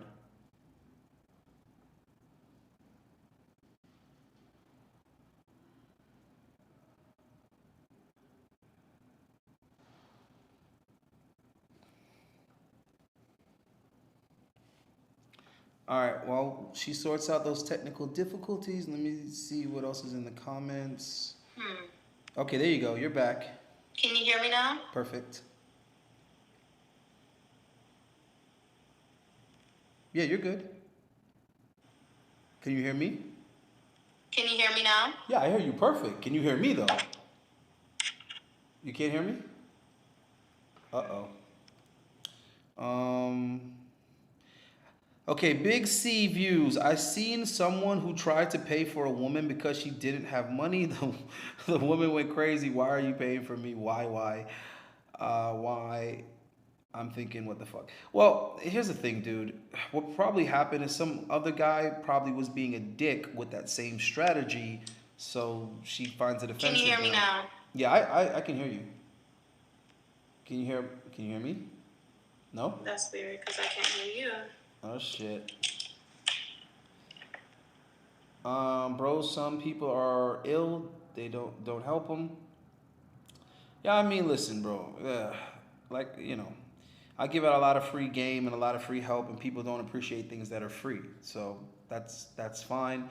More and more guys are investing their money in some good, sound, authentic alpha's advice. So that's what's important, because the guys that are paying for it, trust me, they are definitely putting that shit to use. Okay, I'm gonna try this one last time. Can you hear me? Can you hear me? I hear you each time that you do that.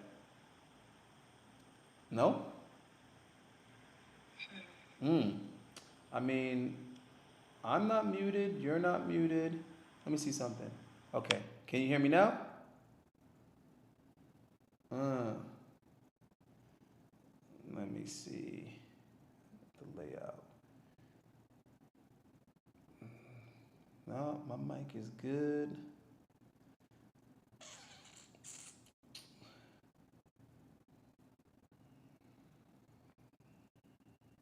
All right, guys. I'm not sure what's going on with her audio. What was the DM that she had to choose but to tell her she had no choice but to? Yeah, I mean, obviously, it was what she was saying was that they invited her on the podcast. FNF invited her on the podcast. Can you hear me now? Yeah? No? Still no? Damn, girl. Agreed. Tate sipping on margaritas as we speak. Propaganda. Yeah, I'm sure he would have bailed out, though. I'll tell you that much. I know they're going to bail out. They want them out of Romania. I don't know about that. Shit, I heard they love those guys in Romania. The government loves them over there. I don't know. Maybe I could be wrong, but that's what I heard. She's soft-spoken, Okay, smiling so the whole time. but I can't hear you. You still can't hear me? No? You still don't hear me? I hear you perfect.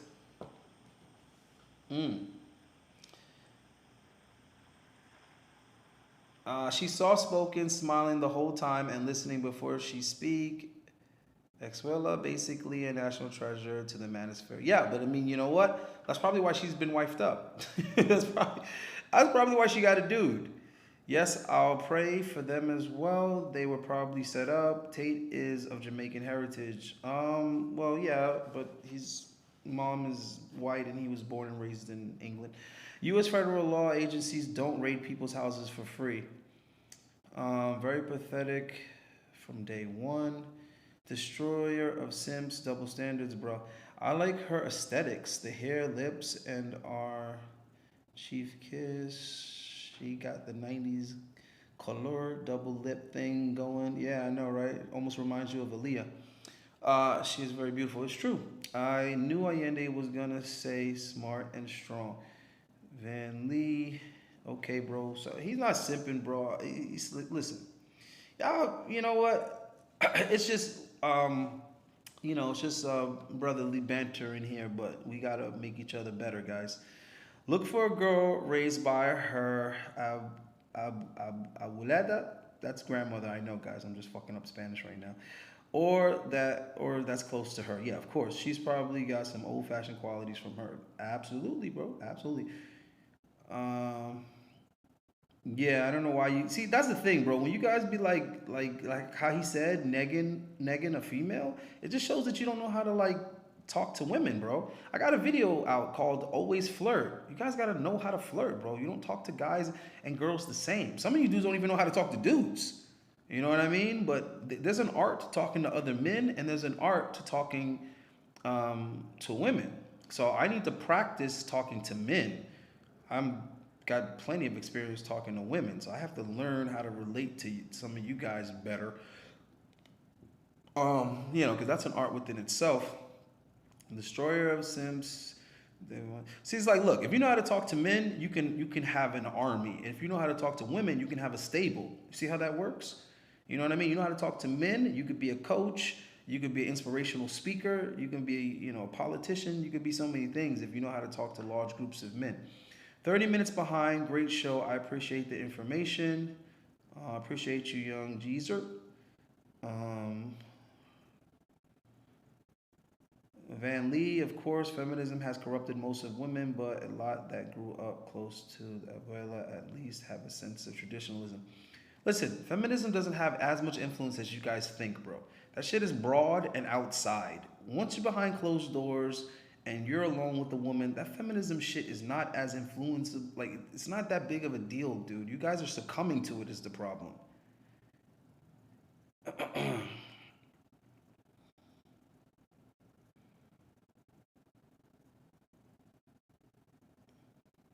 Yeah, I mean, she's definitely adding value to her dude. I mean, that's also important.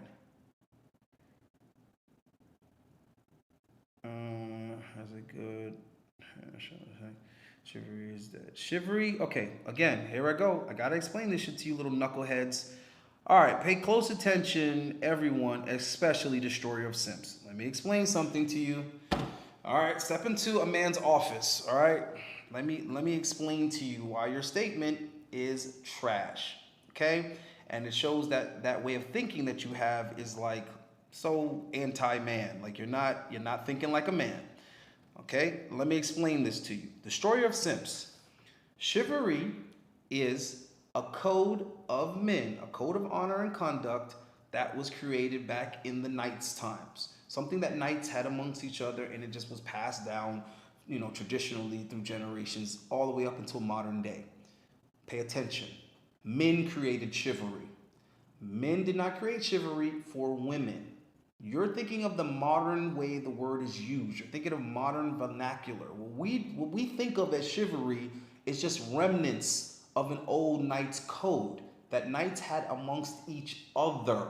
The only part of it that you're recognizing or resonating with is how the knights treated women. So I'm going to repeat it again so you understand how ignorant what you said is. It was a code amongst men. You're only thinking of how those men interacted with women when they interacted with women, which was hardly ever, because they were isolated from women in just groups of men in male spaces, because they were like soldiers, they were like part of an army, okay? So if men created it, okay, and men exhibit it, how is it that it can be killed? It can't be killed if that man decides to still be chivalrous, because men created it. So if you want to keep that tradition, then chivalry isn't dead. So all you're doing is just literally proving what I said before I read your comment, which is that you're putting way too much power in feminism. You're giving feminism the power. You're saying that feminism did all of these things and changed all these things. Okay, that's if you want to succumb to that. If that's what you want to believe and what you want to live with, rather than just adjusting yourself and making the right decisions to protect yourself from whatever laws you're afraid of, you can marry a woman and just not fucking sign any paperwork. You can get your family together, have a wedding, and take your vows in front of the Most High and your family and sign no legal documents. Now, this whole feminism thing that you're talking about doesn't have that much power in that scenario, now does it? So you're the one giving feminism the power to kill chivalry. You're the one giving feminism the power to destroy all women and make them not worth saving and all this other shit. And if that's the thought process that you're going to have, then what's the point of going to other countries and dealing with other women when feminism is on its way? Bro, y'all niggas believe what you want to believe, bro. Dudes that talk like you is just dudes that want to not have. If you want to go without because you keep on saying that someone took it from you, go ahead, nigga. You just sound like a dude that doesn't fight for what he wants, which is weak. Be weak. Ayende, but a girl nowadays will let you make your own goddamn plate. No, nigga. Goddamn, destroy your simps. Every comment that you make is just reiterating what I already told you. That's you. You deal with women that let you make your own plate. You. When I'm with my woman, she won't let me make my own plate, dude, because she knows that I'm not gonna be cool with that. I don't have to tell her, you better get over here and make my plate. She already knows that if that's the case, certain things aren't gonna be what she would like them to be, nigga. I'm gonna change my conduct if she's not doing her part. She already knows what time it is, bro. She didn't do that for her ex, dude, but she knows that with me, dishes have to be washed, food has to be cooked, plates have to be made, laundry has to be done. She understands, man. Y'all just don't have that effect on women. So instead of listening and learning how to have that effect on women, you want to keep on telling me in the comments how it doesn't happen and it's impossible and the women decide. That's what you're saying, bro. What you're saying is that women decide what goes on in your relationship. Women decide what goes on in your house. That means you are lacking leadership. You are lacking control. You, not feminism, not women, nigga, you. If I tell my woman I'm gonna be home at a certain time and I come home early, she got to get up and scatter around and try to do things fast enough because she wanted to have them done before I got home. That's how a woman is supposed to act. That's how a wife is supposed to act. Like, girl, I got to get off this phone. My man gonna be home in an hour. I gotta get shit done in the house. So just because you don't have that effect on women, my dude, that's you. Stop saying that's women. That's not a women thing. That's a men thing. That's the men that date these women and be in a relationship with women that don't make their food and make sandwiches. You guys are unbelievable, bro. Single mothers raising boys should be illegal. This shit is terrible, the outcome. Motherfucker had the nerve to say a girl nowadays will tell you to make your own plate. You let women tell you to make your own plate? Wow. I'll check my email in a few, brother. How much does she spend on monthly? Who cares, bro? That's worry about what your woman spends.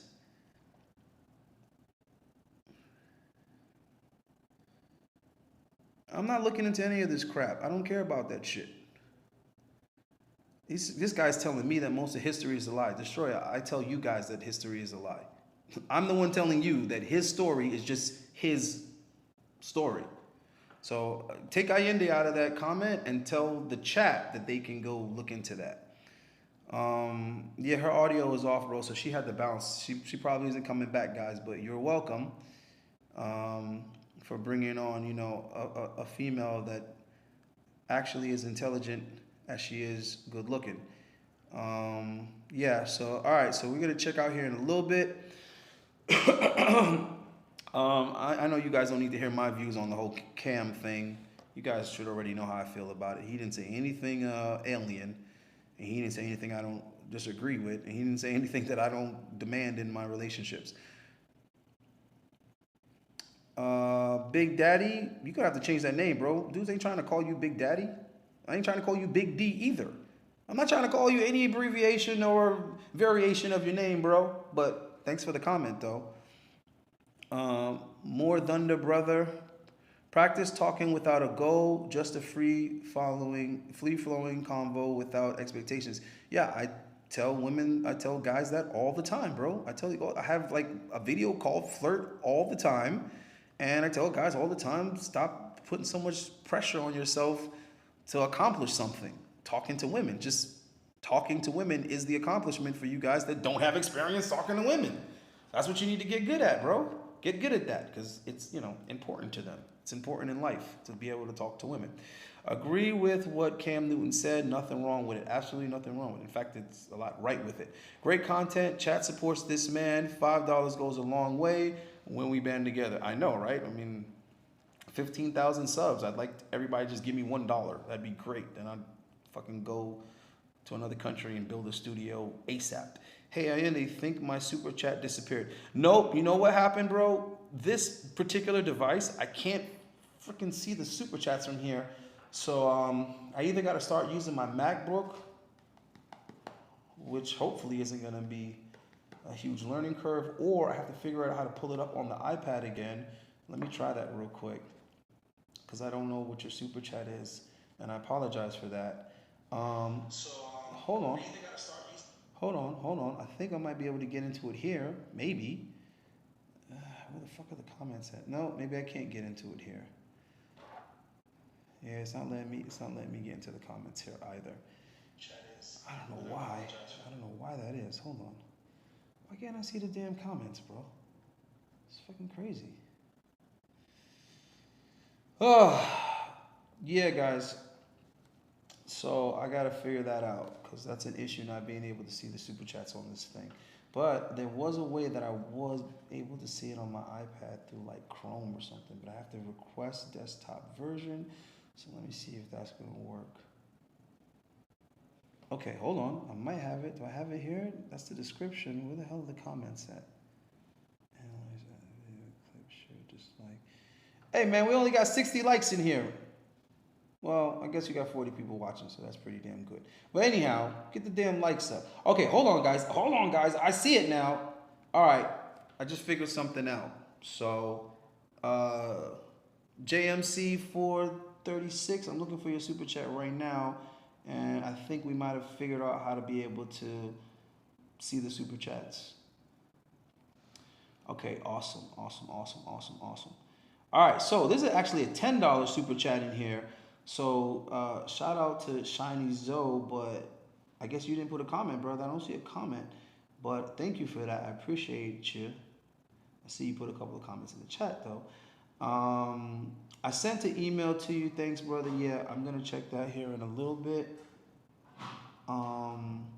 Okay, so there's a $5 super chat in here from JMC 436, and it says, "How did this evening happen to Andrew Tate with his connection in Romania and the war room? This should be next to impossible to happen." Yeah, I was thinking the same thing, bro. I'm like, I don't know, man. There's something fishy about that because Andrew's smarter than that. I don't see why they would need to be doing that. It just isn't adding up. I have no idea what's going on with it, so I don't know, bro. This crazy things happen, bro. Like I talk to Tory Lanez like maybe once a week, and they jamming him up too, bro. I'm trying to get Tory Lanez on the damn podcast. He actually said yes, which is crazy because I was like, damn, I didn't even think Tory would do that, and he's having a hard time being available because of this freaking Megan Thee Stallion crap, man. Imagine, I'll make my channel blow if I could put Tory Lanez in the thumbnail. But yeah, man, he's super cool, and when we talk about it, I do not get the impression that he did near none of what Megan is accusing him of. And I'm a good judge of character, bro. I don't see it. He just didn't seem like a foot shooter to me. So I'm not buying it. What else is in here?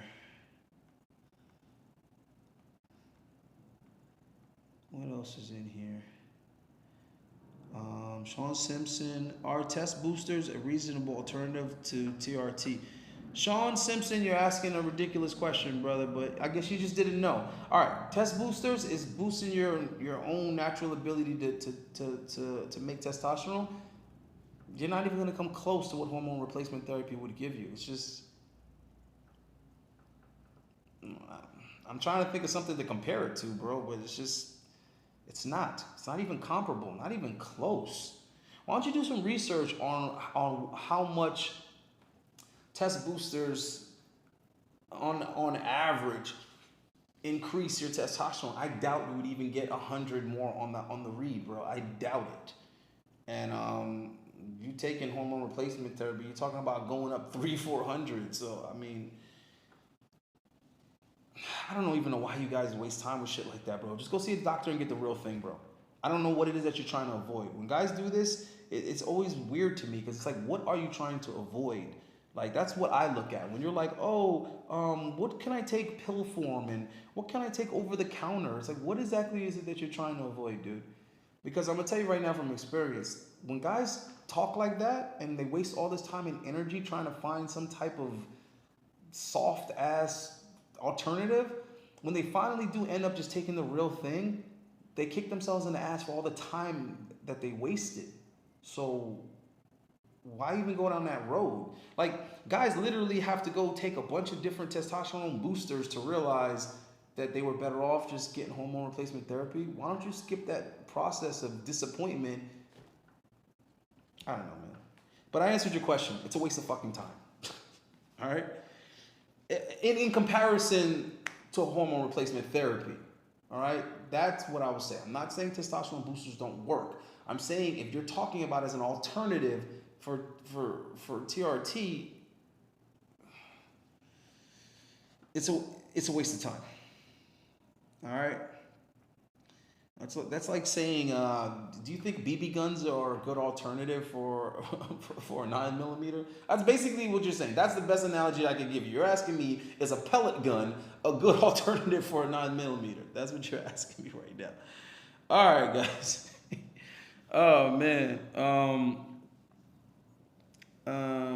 Pretty sure YouTube is messing with your channel. No. It's in the chat, bro.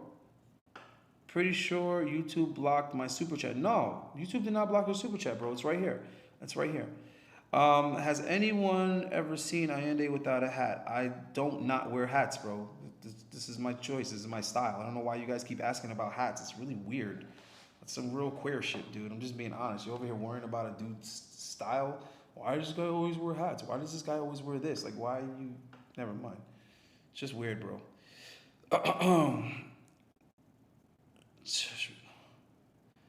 Does test shrink the balls for real? Not the... Yes, it does. And it's temporary. It's not that it... it's not that it shrinks your balls.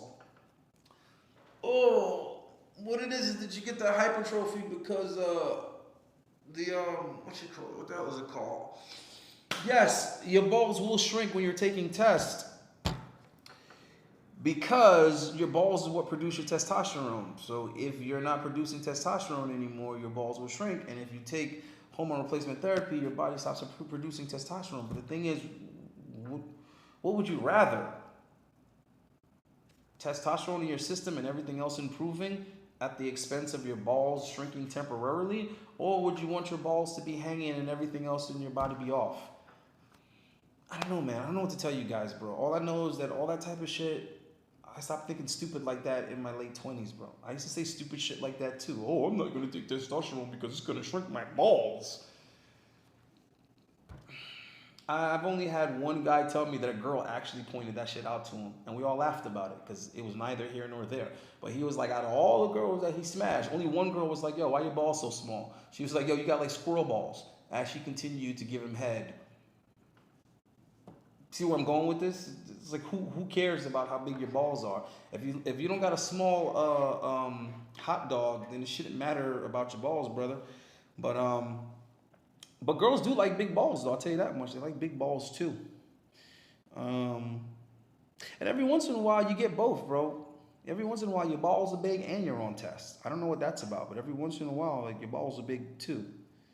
So I don't know. Every once in a while, my balls are big too, and I'm just like, oh shit, look at you. Good morning. That's a good thing. My audio was out? Is what you're trying to say? Whose audio was back? Because I thought my audio was never gone to begin with. Don't love her because I don't hit her. Okay, what is this guy saying? Bro, I'm not obligated to answer your question. This dude has the nerve to tell me, "Did you answer my question, bro? Did you super chat your question?" Those are the people that can demand that I answer their question. But anyway, my girl said I don't love her because I don't hit her once in a while. How should I handle this? I, I don't know how I'm supposed to handle stupid questions. Why are you not smashing your girl? Why are you going long periods of time without smashing your girl? What? And because a woman says something doesn't mean that's what she actually means. I keep telling you guys, women don't use language the same way we use language. She might not actually be equating the two at all. What she's trying to say is that when you don't smash me, I don't feel desired. And she's just phrasing it in a way, using the love word to get a response out of you. She doesn't actually mean that she believes you do not love her because you're not smashing. That wouldn't make sense, because then why are you still with her? So she's just simply saying, put some meat in her. I don't know why you would ask me what you're supposed to do. What kind of question is that? Satisfy your girl, bro. Shit. I have a video about it. Go watch the video. I also have an email where people book consults. Book a consult about it, bro. I don't know what you want me to tell you. As King Solomon said, it's better to be criticized by a wise man than to be complimented by a fool. Stay authentic, man. Yeah, I already know all day long, bro. You know, you guys are gonna have to come with more experience than me before you criticize me on these topics. But that's why I think it's just funny when guys be trying to tell me about stuff that I have far more experience than them in. It's just weird. You're gonna tell me you can't turn a hoe into a housewife when I've taken many hoes out of that lifestyle and now they have other boyfriends. That's the thing that's funny. All the chicks in the past couple of years, okay, that I took them out of that life, they all have boyfriends now. Whether or not their boyfriends know about their past is irrelevant. They all have like healthy relationships now. So yeah, I get it. It's not something that most guys can do. It's not typical or average or whatever. And when I deal with chicks, I better them. Period. When I break up with girls, it's not like all this resentment and all this other shit. We literally wish each other the best and move on. If I need something from them, I can hit them up. It's just the way it is, bro. But I don't go back and smash them again if they have a man. You know why? Because I respect other men. Could I be Mr. Steal Your Girl? Yeah, I don't want to be Mr. Steal Your Girl. Mr. can just get a new girl. Yeah, man, it doesn't shrink your dick. I used to think that too. Steroids don't shrink your dick, but they do temporarily shrink your balls. But so does jumping in a cold pool. I mean, I don't know what to tell you. I don't know what the hell's up with the focus with this camera. I thought I fixed it earlier. Now it's doing the shit again. All right, what else is in here? How much... Bro, stop asking me questions like that. You don't ask somebody how much TRT a month run. First of all, the sentence isn't grammatically correct. That's number one. Number two, that's not even how you would ask that question. How much TRT? There's no such thing as how much TRT. There's milligrams of specific compounds. Bro, you obviously know nothing about what you're talking about, so why are you asking for dosages? And I'm not a physician. I'm not gonna tell you a dose when we haven't even established what the fuck we're talking about. TRT is not one thing. Jesus Christ, you guys are gonna hurt yourselves. Oh, okay, well, let me send you another link. Hold on, let me try to get her back on. I think she said her shit is together. All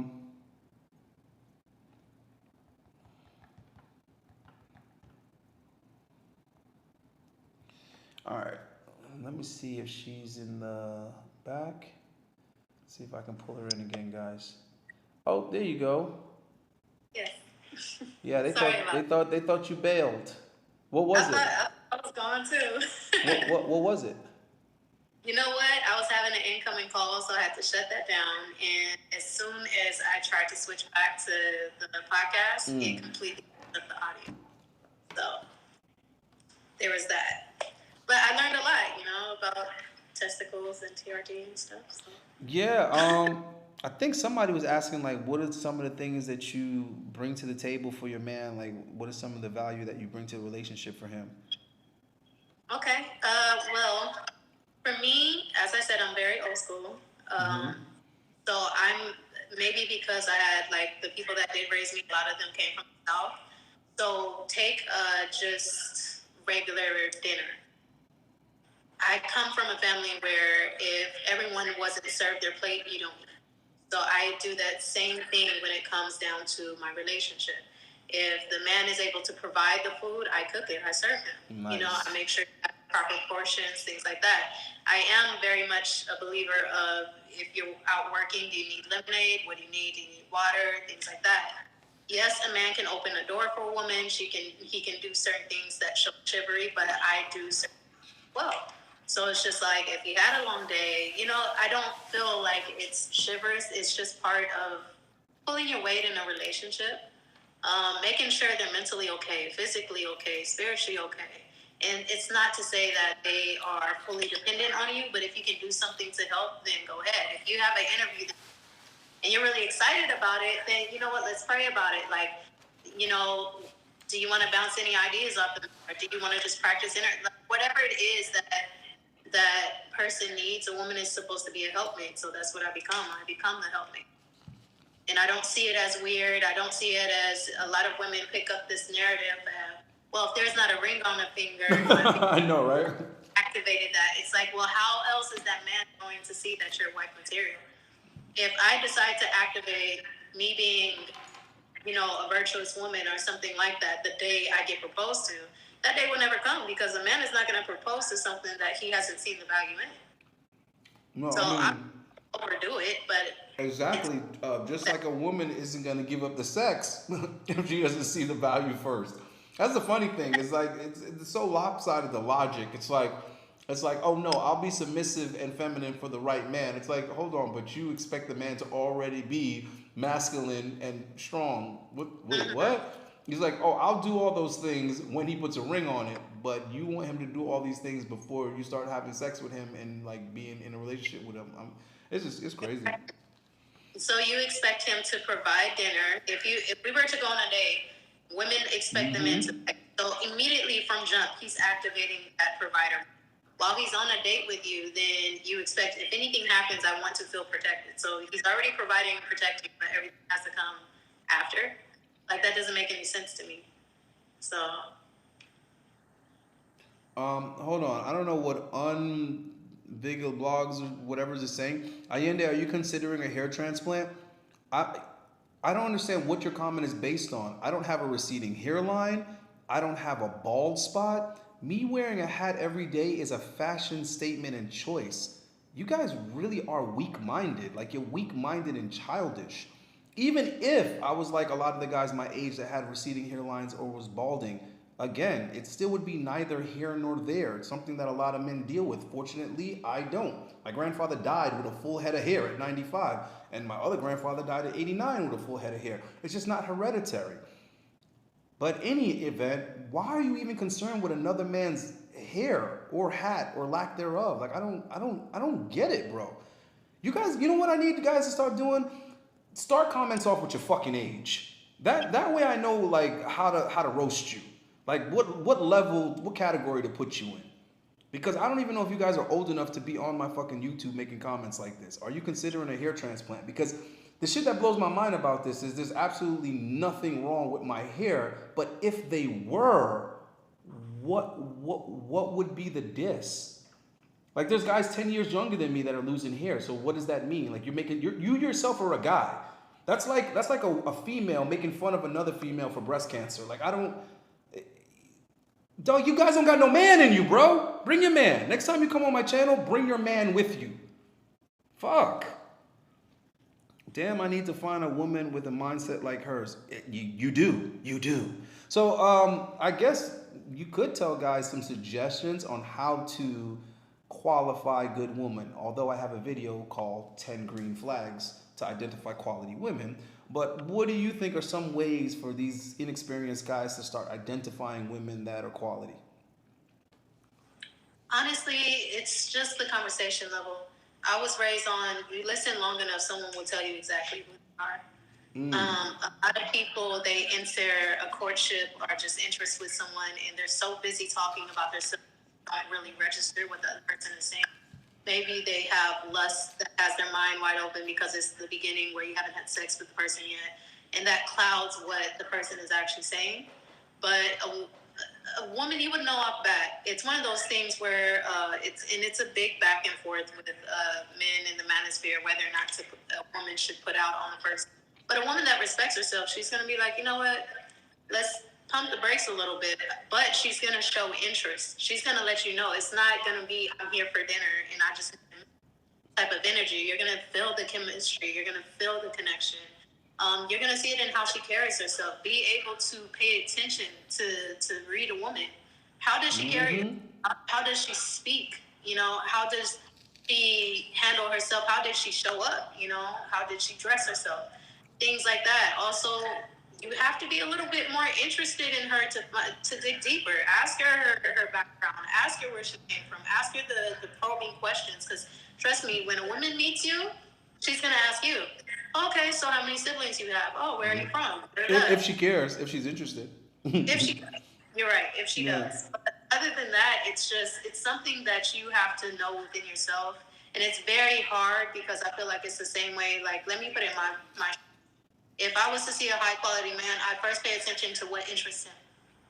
I pay attention to how he carries himself. I don't really care for the people that's like spreading ones all over the place saying, look, I can pay for this. That has nothing to do with me. Your account has right now. You know, so, but it's just like, how do you communicate with me? You know, see how she acts when she has her first disagreement with you, you know? See, I believe in tests, and I think it's okay because marriage is very serious. You don't want to just jump into something like that. It is a business. You have your finances, everything tied into it. So it's just like, for me, a test is okay. You know, ask her to listen to you. Try to guide her somewhere and see if she will actually, you know, accept your help. See if like she is in the submissive roles and things like that. Because I believe women test men. They do. I tell them this exact same thing over and over again. You can't, guys over here complaining that women give shit tests. It's like, first of all, shit test is actually a sign of a good woman. It's a sign of a woman being in tuned and having some type of expectation and standards. And first of all, women don't even consciously shit test. Only some women are conscious of what they're doing. It's happening subconsciously anyway.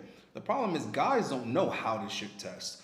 And I tell guys all the time, you don't know or understand a woman in situations till you've seen her in those situations. So what you need to do is you need to replicate the situations or situations close to it so that you can start gauging the woman. But these guys are nowhere even near there, and a lot of them aren't listening enough so that they can get there rapidly. Learning is an active, it's an activity. You have to be active when learning. So some of these guys are too busy trying to spew out their misconceptions and their ideology that's been taught to them by the wrong people in the first place, that they don't even have room to shut up and fucking listen and let a G teach them and show them some new shit so that they can change their mindset so that they can start knowing how to flow with it and do it naturally. Like, for example, this dude is saying, how far into a dating should you expect a woman to start displaying these types of attributes? That tells me that you're not listening. That tells me that you're trying to ask questions. You're too busy trying to be curious and not enough listening, or else you would understand that your question means that your mindset is flawed. Your mindset is off, bro. It's off, modern male insight, which is interesting because your question is contradictory to your name. Modern male insight? Well, I guess the modern male is asked backwards in how he views women and men interacting with each other. Because you're asking how long should you expect a woman, how long before she displays this? You're not listening. The woman should already be that way. That's the whole point. And then you're saying, like, how far into dating? What that tells me is you're fucking already dating women before they show you the attributes, brother. So the guys that think I'm a dick are the guys that just are never gonna get it. Because it's not that I'm being a dick. I'm showing you how my mindset is in tune, that I'm breaking down where the thought process in you is flawed. You're asking the wrong questions. All right? You shouldn't even be asking a bitch out if you didn't see the attributes.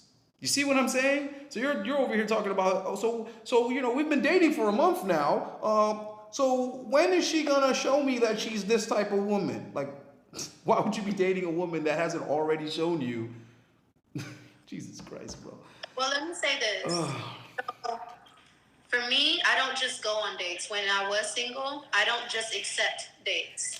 What would happen if they found me on social media or they happen to get my number? I'll allow conversation to go on for a little while. Why? Because I need to know if it's worth my time going on a date or if we're even compatible. I don't want to waste your money. I don't want to waste my time. So that's for me.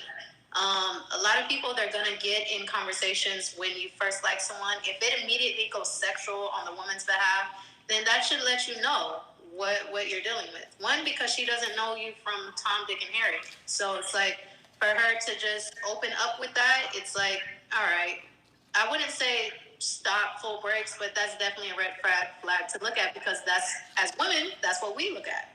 Yes, you may like me. You may think I'm pretty. I'm not dumb. I understand men like to have sex with women. I am an attractive woman. You probably have those feelings.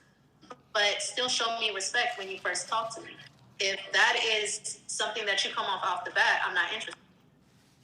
So like, there's that. Also, when she goes on a date, does she order the most expensive thing on the menu? Does she listen to what you're saying when you tell her about what's going on with your life? Is she actively interested? Does she ask you, hey, how was your day? Or is she just expecting for you to pay for her nails, do this and do that? No, it's like, exactly. It's very simple. Just, does she show that she cares? Does she show that she's actively interested in you? Yeah, but a lot of these guys got this shit backwards though, because they keep on looking to the quality of the woman before they've established the quality in themselves. A lot of these dudes think that there aren't quality women out there because they don't have the ability to attract quality women in the first place, bro. It's gonna seem like all women are trash if you don't have what it takes to attract quality women. Now, and then what's really gonna happen is that both the quality women, like the quality women, are gonna ignore you. You're never gonna have a shot with them anyway. The most you're gonna be able to do is say hi and smile at them. And the low quality women are just gonna use you and discard you because they never liked you, appreciated you, or respected you either. See, this is the fucked up thing about being a man. When you're a man and you're trying to acquire women, the fucked up part is women don't have attraction to low quality men. What you call it? They're not attracted to low quality men either. So what I'm trying to say is the high quality women won't be attracted to you. They just won't talk to you at all. And the low quality women will use you for something because they're of low quality, but they also won't like you. That's the enigma of being a man, is that even if you're a sixes aren't gonna like you. Sixes aren't gonna value you or appreciate you or be attracted to you. That's the fucked up thing. You can't even be like, oh, well, I'm not a quality dude, but you're not a quality woman either. So you're supposed to be satisfied with me. No, that's not how female attraction works, buddy. That's not how it works. Females don't settle. They don't level out at where they are. So if you're not a valuable dude, no women find you attractive. That's the tough part. So the problem is too many guys are out here worried about the quality of the woman, and it's like her not being interested is not because she's a mentally lazy chick. You're just not an interesting dude. You know, her not being respectful is not because she's a disrespectful woman. It's just that she doesn't see anything in you to respect. And a lot of guys be missing that part. They're missing that part. And then if you try to tell them that, how do they react? A lot of these dudes react like how women react. You see what I mean? How women react to criticism. Instead of saying, okay, well, what am I doing wrong? And where can I make a start to improve? Because too many of these niggas is concerned with women before they even have what it takes to get women in the first fucking place. And I keep saying that. Why y'all so obsessed with women when you don't have what it takes to win with women? So you're just setting yourself up to keep losing when you should just take the time to get your game right. If you know that it's harder to date women when you ain't got a car to take them on a date, maybe you should stop thinking about asking women out until you get a fucking car.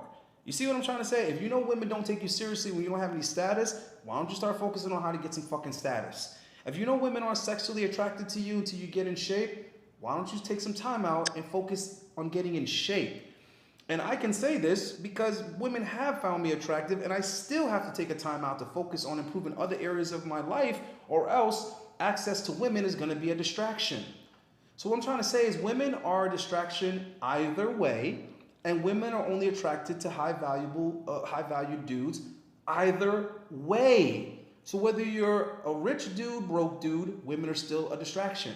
Whether you're a good-looking dude or an ugly dude, women are still a fucking distraction.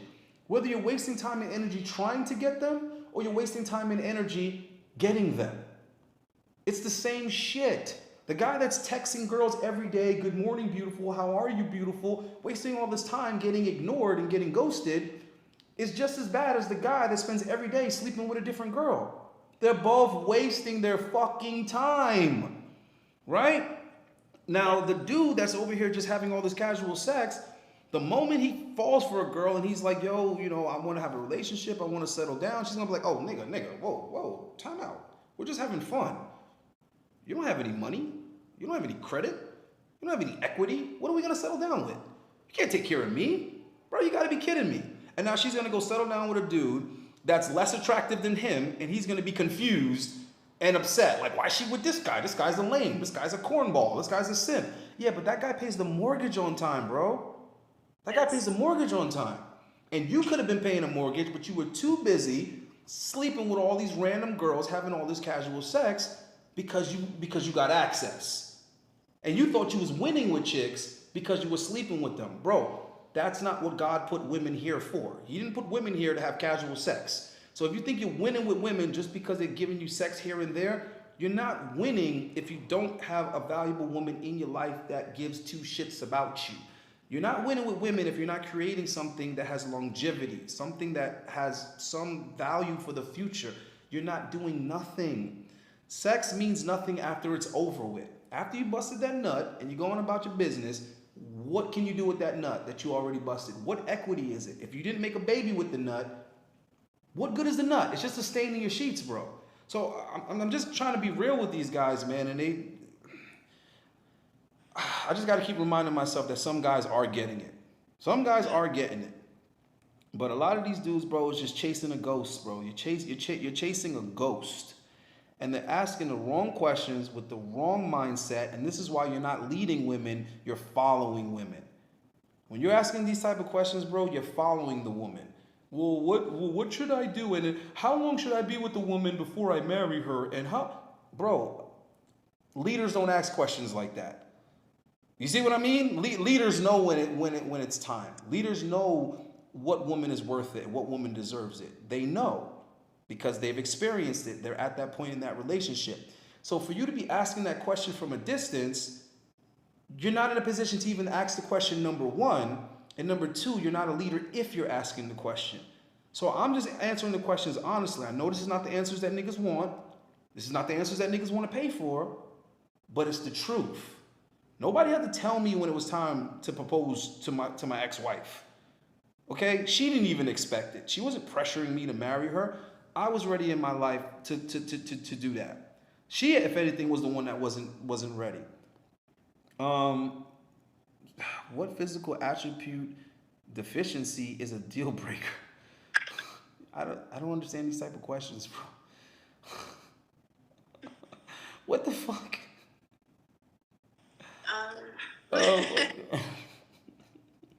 What physical deficiency does a guy have that's a deal breaker for you? Okay, well, that's a hard one. All right. Of course, whatever I say, it's a trap. First of all, let's acknowledge the trap of the question. Because anything I'll say, no, that's not true. Women like this, women like that. Well, I'm going to talk about this one. I'll say this. Being tall doesn't really do it for me. I'm short. I'm very, very short. So Wait, how tall are you? I am 5'1", 5'2". So I'm little. Yeah, but those girls still be with guys that are like 6'2" though. See, that was never fun for me because, like, people use me as an armrest, like, as a joke, and I don't like that. Or I get called the little sister, so, like, you know. But, I can't say I know my man's height, but he's not that tall, and I'm very happy in the relationship I'm in, so there's that. Everything else, I feel like the physical appearance can be fixed. I'm very big on health. I'm very big on self-improvement. It's like you can have a really nice outside, and if you're just a crappy person on the inside, it's still not going to be attracted to you, period.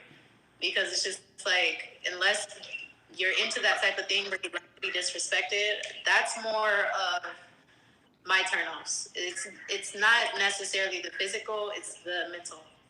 It's who you are. If you're just an ugly person, then I'm sorry, I don't. Yeah, I mean, it got to be both. I mean, obviously, you have to be attractive physically to get your foot in the door. Like, we get that part. But my whole thing is, I don't understand why guys don't take care of that first.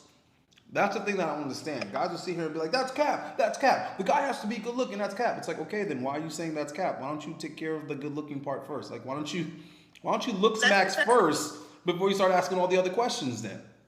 That's the thing that I don't understand about dudes. Like, if you already know that women care about money and status, you already know that women care about guys being muscular, being in shape, being fit.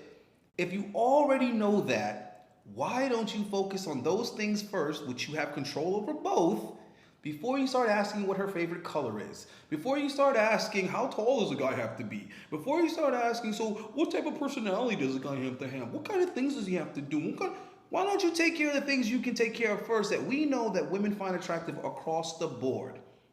Before you start getting into the details, the precise shit, if we know that in general, all women tend to respond to these things. There's no chick out there like, nah, man, I don't care if a guy has a job or not. Like, oh no, I don't want a guy that's high status. No, I want a guy that's fat. I want a guy that's out of shape.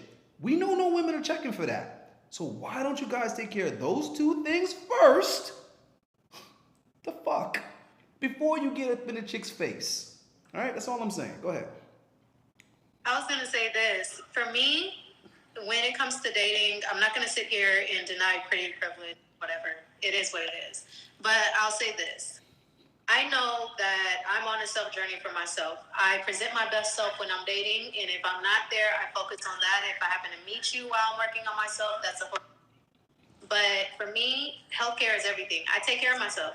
I take care of my body. I take care of my just overall health. I take care of my appearance. And that's what I bring to the table. So instead of going to a man and saying, hey, you know, all these things like, oh, do you find, like, I don't really seek the validation of another, if that makes sense. It's just like, you like me?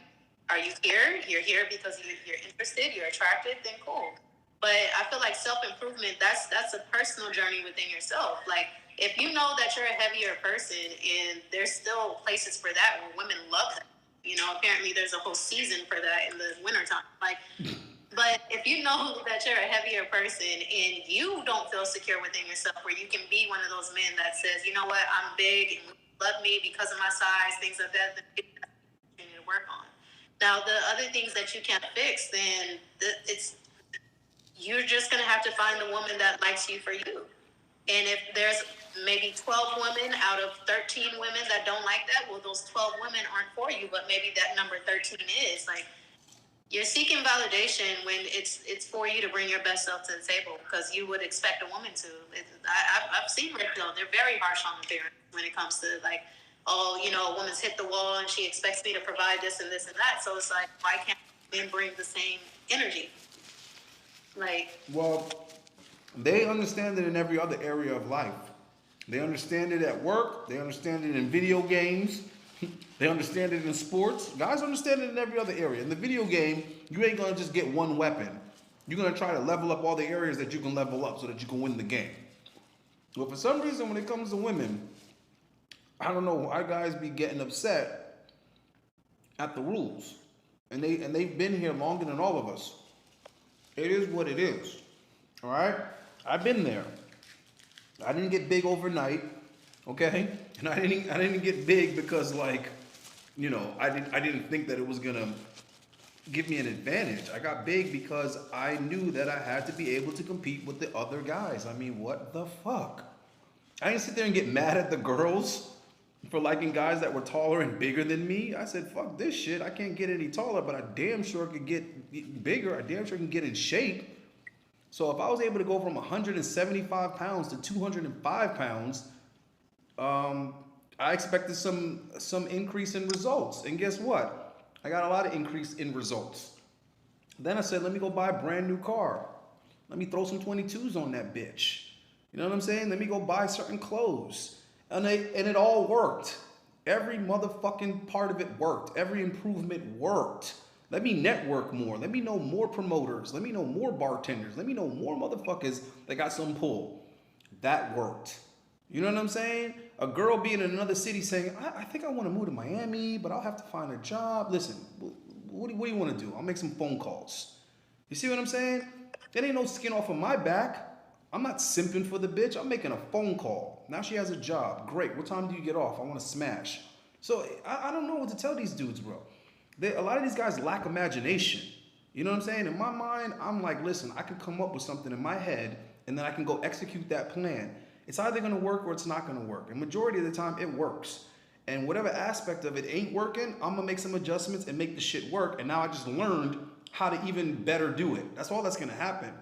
Whenever issues come up and you figure out how to get around those issues, now you just get better at getting shit done. And problem solving skills are sexy. Women like dudes that can solve some fucking problems. So a lot of these guys, you struggling to solve your own problems, I'm sorry, bro, that is not attractive to women. Because women are thinking, listen, I got problems and bagging and shit of my own, nigga. Like, shit. You know what I'm saying? Very few women are going to be able to help you with your problems. You know what? Let me rephrase that. Very few women are going to want to help you solve your problems. Because even if they can, why? Because guys are solving problems because they want some pussy. Okay, what's a woman's incentive to solve your problems? I want you guys to think about that for a minute. Let that sink in. We know what your incentive is to make yourself of use to a woman. You're trying to get some access to some vagina, right? Okay, what is a woman's incentive to help you? What's her incentive to solve some of your problems? What's her incentive to get on the phone and call any of her sympathizers or any of her orbiters and get something done for you? You know what? I seen your other video when you were talking about I think it was like five signs of dealing with modern women or 5 truths. Mm-hmm. And you discussed the part where when a woman's like, oh, what do you want to eat? It's the same thing. It's just like we have no problem supporting our man. We have no problem saying, you know what, you're feeling down today, what's going on with you? Talk to me, you know, things like that. But if these problems persist, and you have to understand that women, if you guys are the problem solvers and we have a lot of these problems, and there's this notion that women just make up things, we don't have time to just sit here and deal with your problems all the time. You know, outside of you, like a woman does not want to carry you in the relationship. That is taking the balances out of where they need to be. So it's one of those things where it's just like, well, what do you want to eat? Or if I got to plan my own dates or do this, it's the same thing of when you always have to talk someone up. I'm here to assist you. I'm here to support you.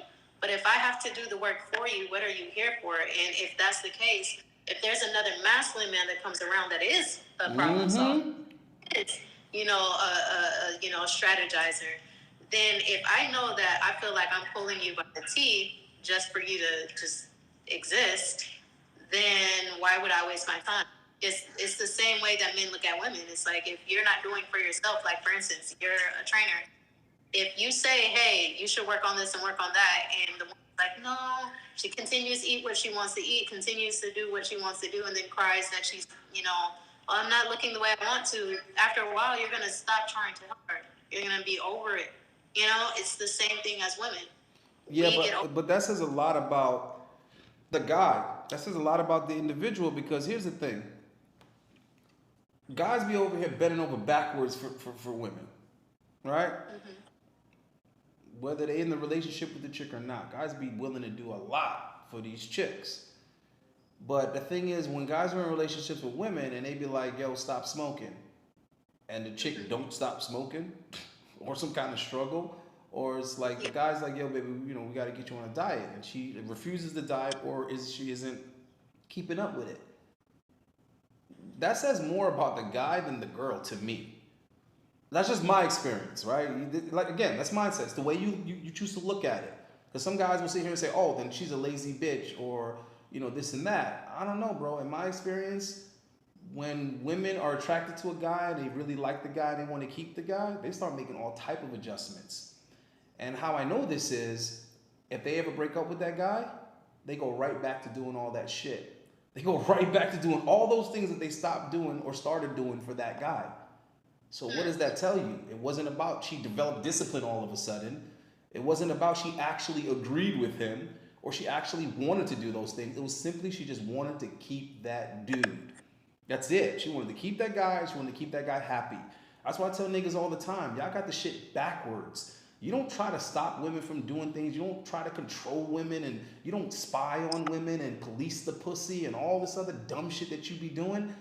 If you're a high value dude, chicks aren't cheating on you not because like you're not there to catch them. They're not cheating on you because they're like, I'm not willing to take that risk That's Exactly. one part of it, and the other part of it is they're not even interested in another guy. Like they're all their focus is on the guy that they already have. So it's like, cheat on him for what? Like I'm attracted to him more than any guy out here that, you see what I'm trying to say? If I see a hot guy or a guy that's hotter than him, it's like, yeah, but is that guy gonna be my boyfriend? Like, I'm already with this guy. So it's like I'm with a guy I think is an 8.5, or I'm with a guy I think is a 9.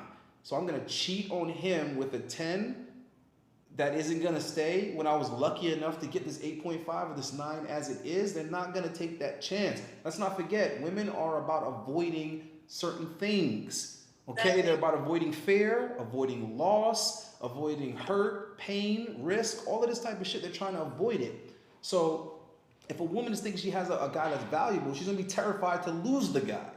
So this is what I'm just saying. A lot of guys' issues, I see them trying to project it on the woman. And when I listen to it, I'm thinking to myself, I know guys that women are like really attracted to, and those guys don't deal with what you're talking about.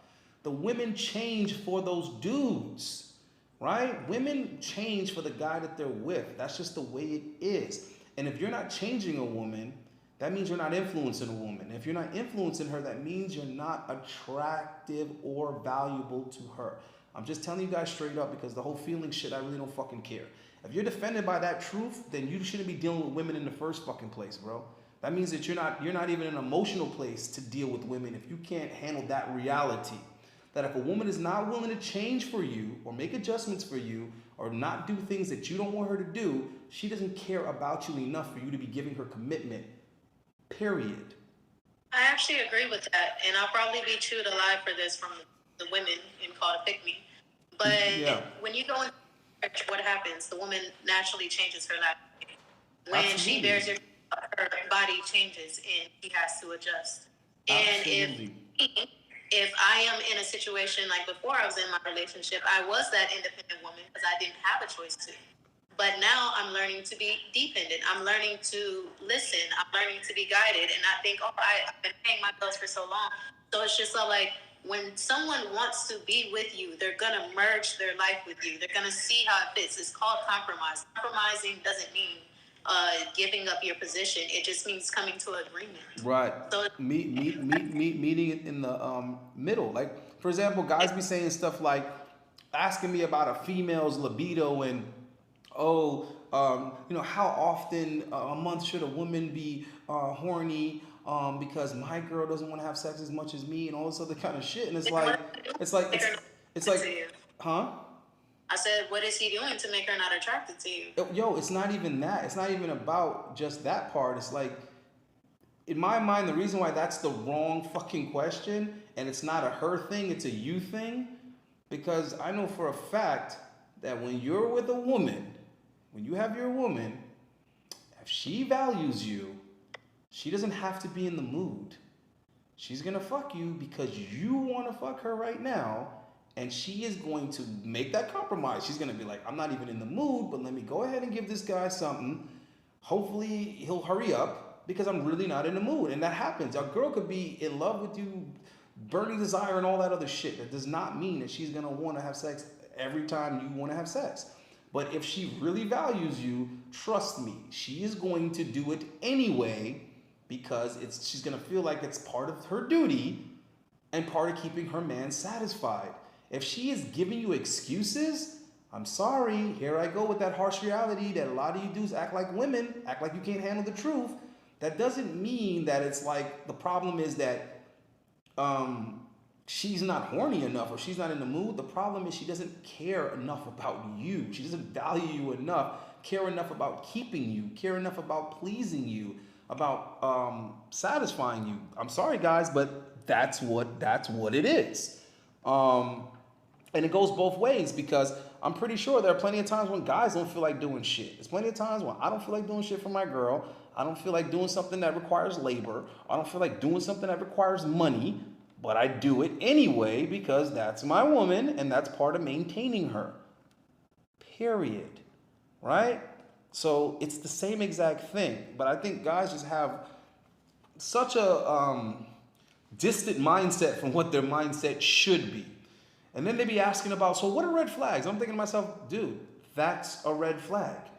Your girl saying she had a headache, a girl saying that she's tired, like that's a red flag. Because if I'm trying to do something and my girl tells me that she's tired, I'm not gonna ask her a second time. But just my response, in a few minutes, she's gonna come and make herself available. Trust me. I don't repeat myself with women. So anytime I say something, and she doesn't do it right away, she can tell by my response that, yeah, I need to go do this, right? But I appreciate that she first says she doesn't feel like it or whatever, because that's just a form of communication. That's just a form of honesty. So what happens is when she does it, it actually means more now. You see what I'm saying? It means more. Because she's basically saying that I don't even want to do this right now. I am not in the mood. I'm tired. I'm cranky. I'm whatever. But this is my man. And I need to do what I need to do for my man. And that means a hell of a lot more than her always being jipper and always wanting to do it. Right? So this is what you guys got to be thinking about. And for example, you're not going to go to a woman and tell her, look, I don't want you going out with your friends, and then sit there and have an argument with her about it, right? You fucked up twice. Number one, you're in your feelings about this shit, which means you're not in control, right? The next thing is you're arguing back and forth with her, which means she actually has an argument. That means there's an argument to be had. You need to just be like, no. And that's only if she's asking you. So if she's not asking you, you already fucked up. You already fucked up. If your girl's telling you she's going out with her friends, you already fucked up. Because she's not asking you. And when she asks you, if you say, listen, I don't see why you need to go out tonight, I'd rather you not. If she tries to go ahead and argue with you about it, you need to just be like, listen, I'm not going to argue with you. You asked me, I gave you my answer. Now you do what you want with that. That should take the whole mood out of her right there. That should have her get on the phone and be like, listen, you know what? Y'all go ahead and have fun without me. I don't even feel like going.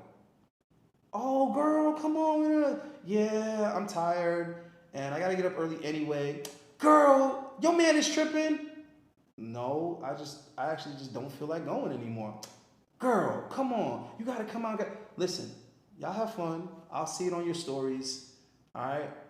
I'll see y'all later. If she don't respond like that, you got a problem. But you shouldn't have to be arguing with her and over here trying to reason with it and explain why she shouldn't go. Bro, all of that is a loss. All of that is an L. You need to just simply say, I'm not comfortable with that. Period. I don't see the need for that. I'm not comfortable with it. It doesn't make sense to me. That's it. And if she goes, that's the end of the relationship. That's the end of the relationship. And a lot of you are thinking, oh, I can't just walk out of the relationship. Well, that's where you fucked up. That's where you fucked up. Because that means you don't have the presence in that relationship that you should have to even be in a relationship. That's part of what I was saying. When a lot of you guys can't even facilitate a relationship. You're not in a place in your life to be in a relationship and hold the stature that you would need to hold to get all the shit that you're whining about not getting. Oh, I feel like she doesn't respect me. I feel like she's not following. I feel like she's not cooperating. I feel like then you're not in a position to be her man, bro. I don't know what else to say. You need to be able to pay all the rent by your motherfucking self. If you need her to pay half the rent, you don't need a girlfriend right now. You need a roommate. You need a roommate till you save up your money and you can cover all the rent by yourself. Right? If she doesn't respect you, then what were you doing the whole time that she was getting to know you? Why she doesn't have an animate respect for you? Why doesn't she admire you? Are you not admirable? You see what I'm trying to say? Like, dudes are blaming the women for these things, and it's like you're not that dude. That's like the simplest way I keep telling guys. You're not that dude. So stop commenting on, oh, girls only go with these guys and do this and do that. It's like, yeah, because he's that dude. Stop saying what can't be done. You can't do this with women. Why are you wasting your time trying to change women's mind? Bro. That dude can do that. That dude can have two women. That dude can pull up with one woman on each hand. That dude can have his place, pay for everything, and the woman has to adhere to his program to stay in his life. Because he's got his shit together to the point where she wants to be part of that. And because that existed prior to her, she can't change any of that.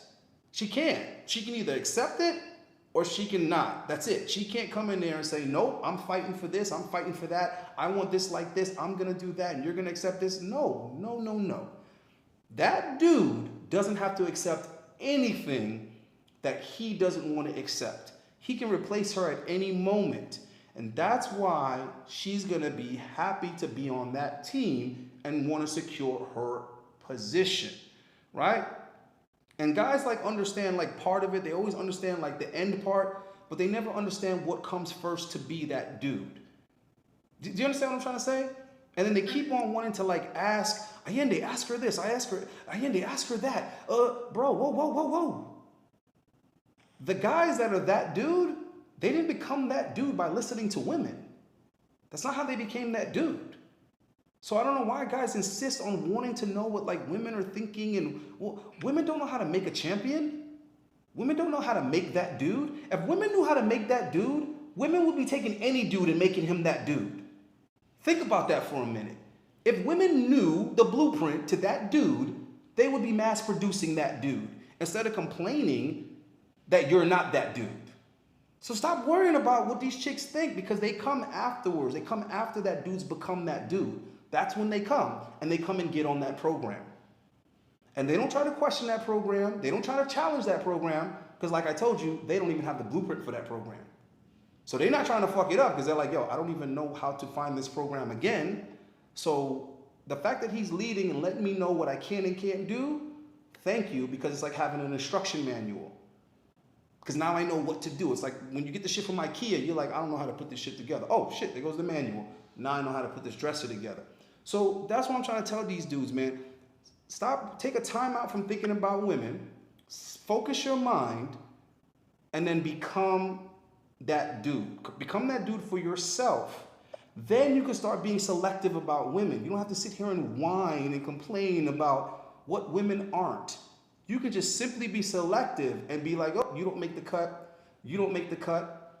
And that's why the dudes that are those dudes, they're just out here smashing chicks left and right. Because those chicks aren't the quality. So those guys are like, yo, you know what? This chick look fine as hell. She's glistening and glowing at the club, but I know that's the extent of it. So I'm gonna take advantage of that. I'm gonna enjoy that. I'm gonna have fun with it. And then I'm gonna go on about my business. Now, should she start showing some other qualities, he might say, oh shit, hold on. She's actually smart. Oh shit, she did. Oh shit, she made a nigga breakfast. Oh, okay. Oh, she offered to do my laundry. Okay, I see what you're trying to do. I see what you're trying to do. You're trying to sneak into my program. I didn't give you an invite, but I see you trying to get on my program. We'll see how it goes. And he might decide to cut some other chicks off later on because this chick she's shining through. Do you understand what I'm trying to say? But majority of women are out here complaining, why does this guy ghost me? Why do guys do this? I'm tired of going through this. We match on Tinder, and then he says all these sweet things, and then we go out, and I thought we had a really good time, and I thought we had made a connection, and then I only heard from him the second time, and then he slept with me again, and then he ghosted me. And all I'm saying is, if you didn't want anything with me, then why'd you sleep with me a second time? For the same reason that he slept with you the first time. That's your value. If you go to a restaurant and the food's good, you'll go to that restaurant again. You don't marry the chef, but you go there and you eat a second time because, yo, this is a pretty good restaurant. So what I'm trying to tell dudes is those are the guys that can be selective. Those are the guys that can sit there and point at women and say, you're a thought. Oh, you don't cook. Oh, you're not submissive. Oh, you're not cooperative. Those are the guys that can point fingers and say that type of shit. Because if the woman tried to point the finger and say, well, you are pretty handsome. Well, you're not, you are pretty successful. Well, you don't know how to, well, you are a pretty good leader. I saw you lead. You see what I'm saying? She can't tell him that he's not adequate because he is. So all she can do is be frustrated and complain to a simp who's going to listen. That's all she can do. So guys, become that dude.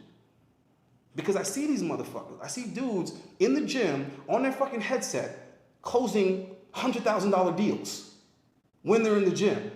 And what I'm thinking to myself is, that dude is so goddamn busy. He's closing deals for $25K, $60K over here. But he's still in the gym though. Did you see what I'm trying to say? He's covering all the bases. He's not saying, yo, I make $200K a year, so I don't gotta be in shape. He's not saying that. He's still making the time to work out. And then I think to myself, this motherfucker's making $60K a year, talking about, yo, bro, I'd be too busy to go to the gym. And I'm like, God damn. You's a goddamn lie. You's a goddamn lie. Because I've had clients that are millionaires. So you's a goddamn lie. Right? Because this motherfucker's owning multiple businesses and they're still making time for the gym. So, and when they have those phone calls, I'm like, bro, take care of your business. I'm like, go ahead. They're like, I'm sorry, I got to. I'm like, hey, whoa. Take that call, bro. Take that call. You see what I'm trying to say? So if those guys can make time to work out, those guys can make time to make sure that their diet's on point and all this other extra shit that they're doing, they don't have time for women. Them niggas don't have time for groupies. They don't have time for women, but they have time to stay their punk ass in shape. So how is a motherfucker that's making less than 100K gonna make excuses about what he has time to do and what he doesn't have time to do as far as improving himself, but this rich motherfucker's making time to do this shit? I'm just trying to put it into perspective for you, right? Because I've seen it. And those are the dudes that when they're talking about their women to me, they're in full control. They're in full control. He's like, yeah, my girl's tripping because I went out with this model the other night. I'm like, damn, bro, it's like that. He's like, yeah, but she'll get over it. Yeah, because he knows that he has the leverage. What is she gonna do? Get mad and storm out? She's gonna get mad, storm out of the house of a guy that's making millions of dollars a year, that's 6'1", in shape, has a great smile? Is that what she's gonna do? And he's a nice guy. He treats her well, but every now and then he has a different chick on a private jet. That's up to him. So what I'm saying is, now you have guys that's over here talking about, oh, well, what's a deal breaker for her? One of the guys asked that question to you. What's a deal breaker for you? And it's like, bro, if you're that dude, you're not asking that question. You're not asking that question, bro. It's that famous saying that women allow sex, but men allow marriage. So everything that you're saying, I agree with. When, I'm very, like I said, I think of, when you think of a high value man, it's very hard to see that nowadays because I've met a lot of people that are considered high value, meet them, their personality, their just who they are, not even just our exchange as men and women, but just their morals is not high value. So take it back to kings. Kings like Solomon, multiple concubines. So it's just but he was able to choose. The woman didn't come to him and say, hey, I'm going to be queen. He would laugh, like, are you serious? I build all this, I do all this work on my kingdom, and you think that you can just come in here and run things? And secondly, on top of that, it's just like a deal breaker to me. I do have deal breakers, but it's still up for the person. It's a mutual agreement when I'm in a relationship. I'm aware that the man is in control of marriage just as much as I'm in control of whatever else. So when you look at it, it's like, take the example you said of a woman denying sex in a relationship. Luckily, I'm with someone that the energy goes both ways. We're both equally sought after.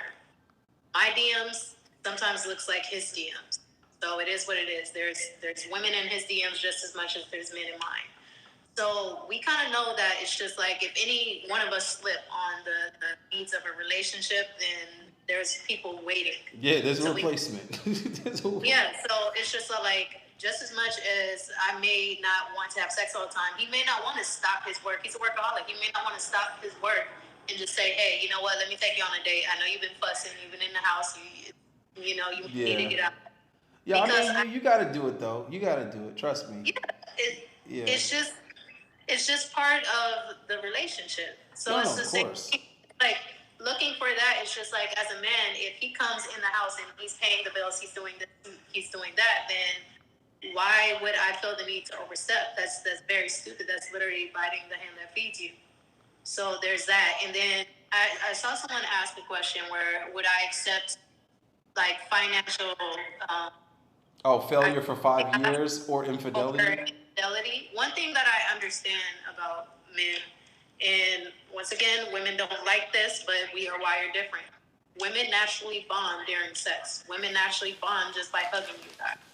But men, not so much. Secondly, on top of that, it's just like, let's put it in the perspective that I am married. We have about maybe 2-3 kids. The bills are paid for, everything else is taken care of. What's going to put me more at risk? To have a man be late on our mortgage, late on our children's, if they're in private school or something, late on that payment and everything, or infidelity. Now, as a woman, I'm not going to sit here and say I like it. But at the same time, I'm not the provider or the protector. As a woman, I'm not going to sit here and say that I'm not going to get in my feelings. Yes, we have this thing where, especially Western women, we like monogamy. We like that. Me, as the woman I am, I don't like chances of mixing things and disease. I just don't. I don't like that. Yeah, that's the risk right there. It's not the men I'm concerned about, but women being around other women that are single, you would see that men definitely need to care about their health. Because there's a lot of deception out there, and I will say that. Yes. So with that, it's just like you have to pick. So would I, if he was to take care of the bills, but that's the problem I have, will I divorce? Okay, so let's try the chances, and we know red pill. So if I was to divorce that man because of infidelity, right? And mind you, I'm already married. I probably turned 30, 35 within the marriage. So as you guys say, hit the wall.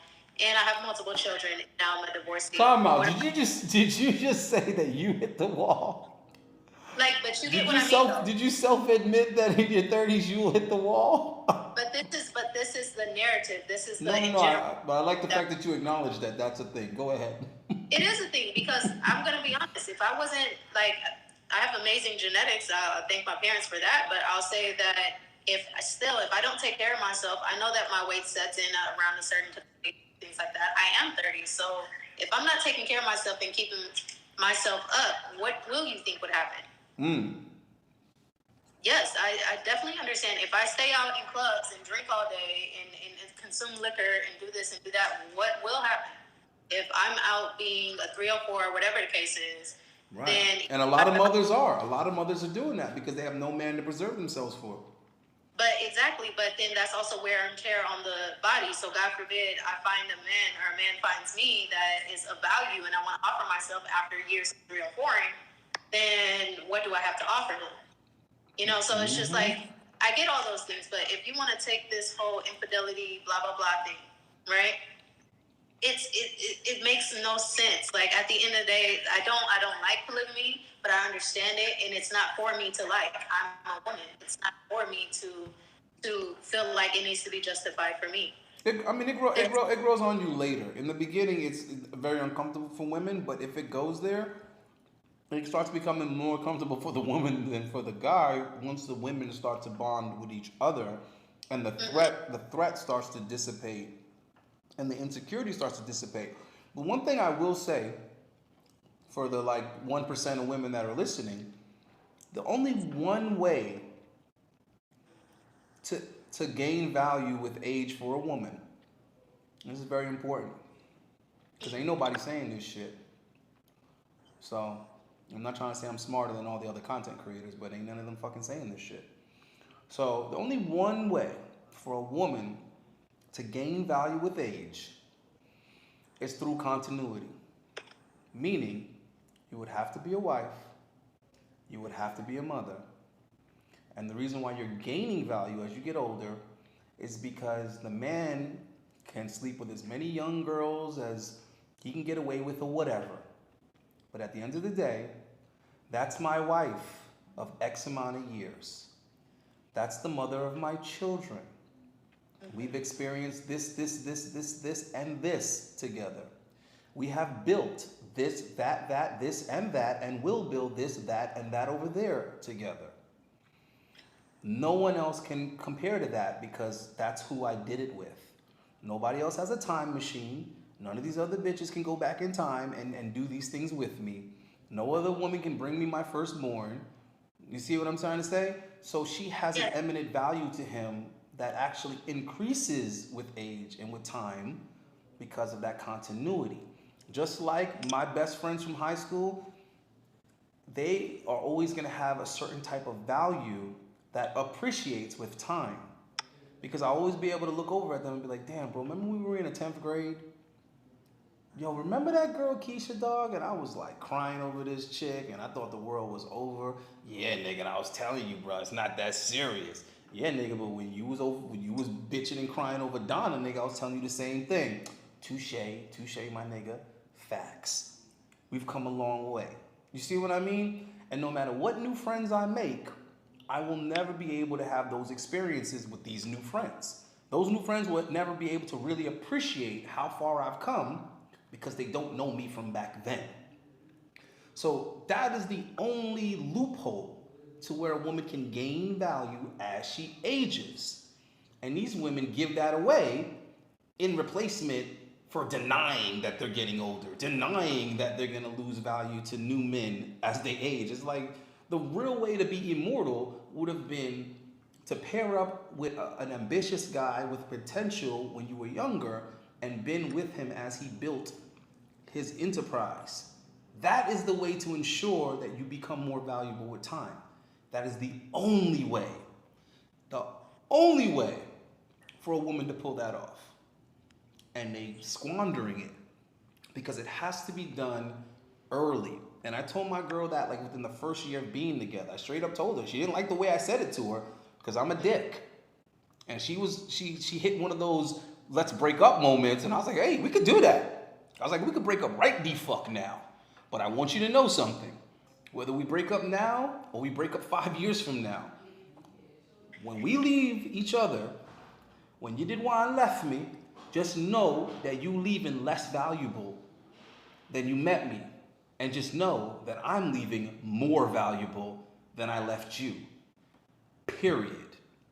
So your best bet is to cooperate and support me now so that later I will always be able to say that you were there before I had it. Because every new bitch that I meet is going to be more valuable than you because it's the beginning of a relationship, but they will never be able to say that they was with me before I had it. They'll never be able to say that because they would have already met me after a certain level of success. So you have that advantage. Yes, the disadvantage is you can't compete with these younger women in that sense. But the one thing that they'll never be able to compete with you with is that you were with me before. So don't fuck that up. Okay? That's your winning card. That's your trump card. If you want to throw that trump card away to break up, that's on you. That's your choice. That's your card. You play it how you want to play it. You understand what I'm trying to say? But that's a trump card right there. These bitches can't beat that card. You see what I'm trying to say?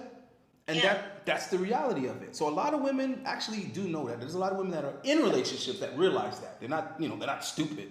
They know, shit, when I met this guy, he was making $60K a year. Now he's making fucking, $140 a year. It's like, I'm not gonna leave this nigga now. And he ain't finna go share that with some other bitch. Oh, hell nah.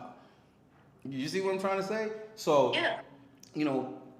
That is something that I think women need to be taught. And there isn't older women that are kind of explaining that to them. Just like I'm always trying to tell guys, stop projecting your thought process on women and then being mad when they don't think the way we think. You have to accept that women don't think like how we think. And women are doing the same thing. They're over here mad they're not getting the results they want from men, but you don't understand how men think. And then they have the nerve to tell men what they're gonna do and what they mean and what this action means. It's like, oh, if he does this, that means he don't love me. It's like, how are you the arbiter of men's behavior? Because men will literally go out here and do these little nasty things to these thoughts out here, but they've already accepted that I do not respect or value this chick at all whatsoever. But my wife, those are fighting words right there. You say something about my wife, it's going down. So men have a different type of ownership and possession over women that they put in that role. You understand what I'm trying to say? I'm gonna tell you like a little quick situation that happened to me once at work and nobody else understood it.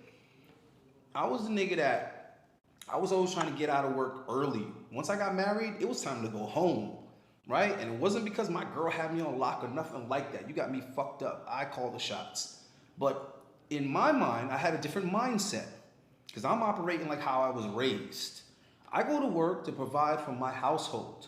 So the sooner I can get out of work to go home to that household makes sense to me because that's what I pay for.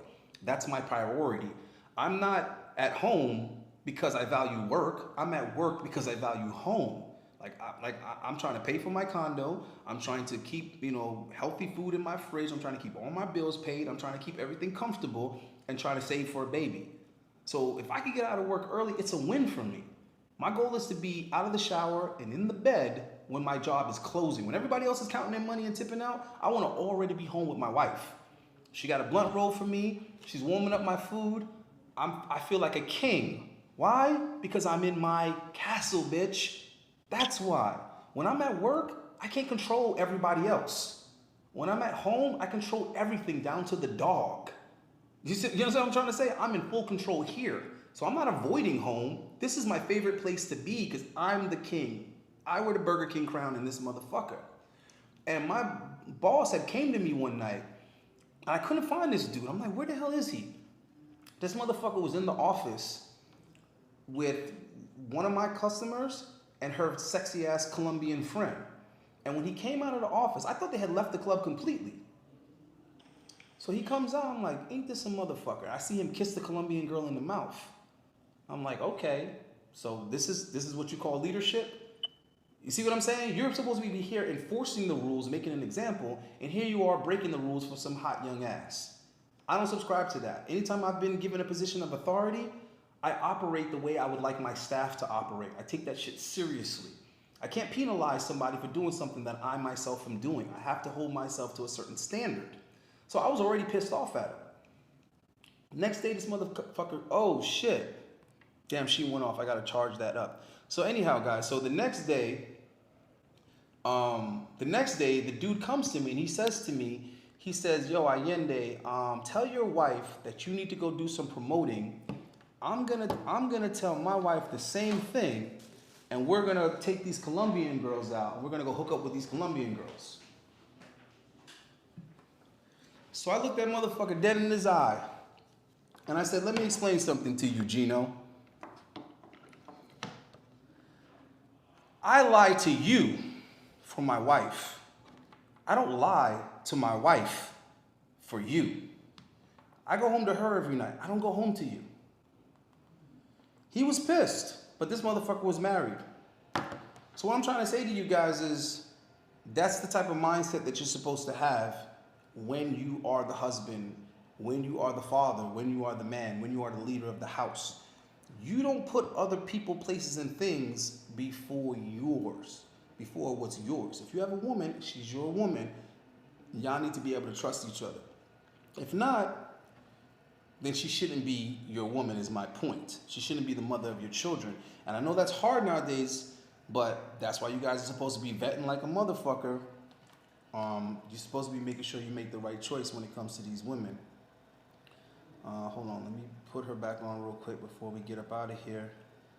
Any final questions you have for her, go ahead and throw them in the chat because it's getting late Miami time.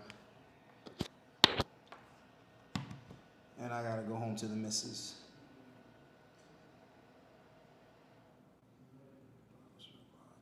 What is this shit saying?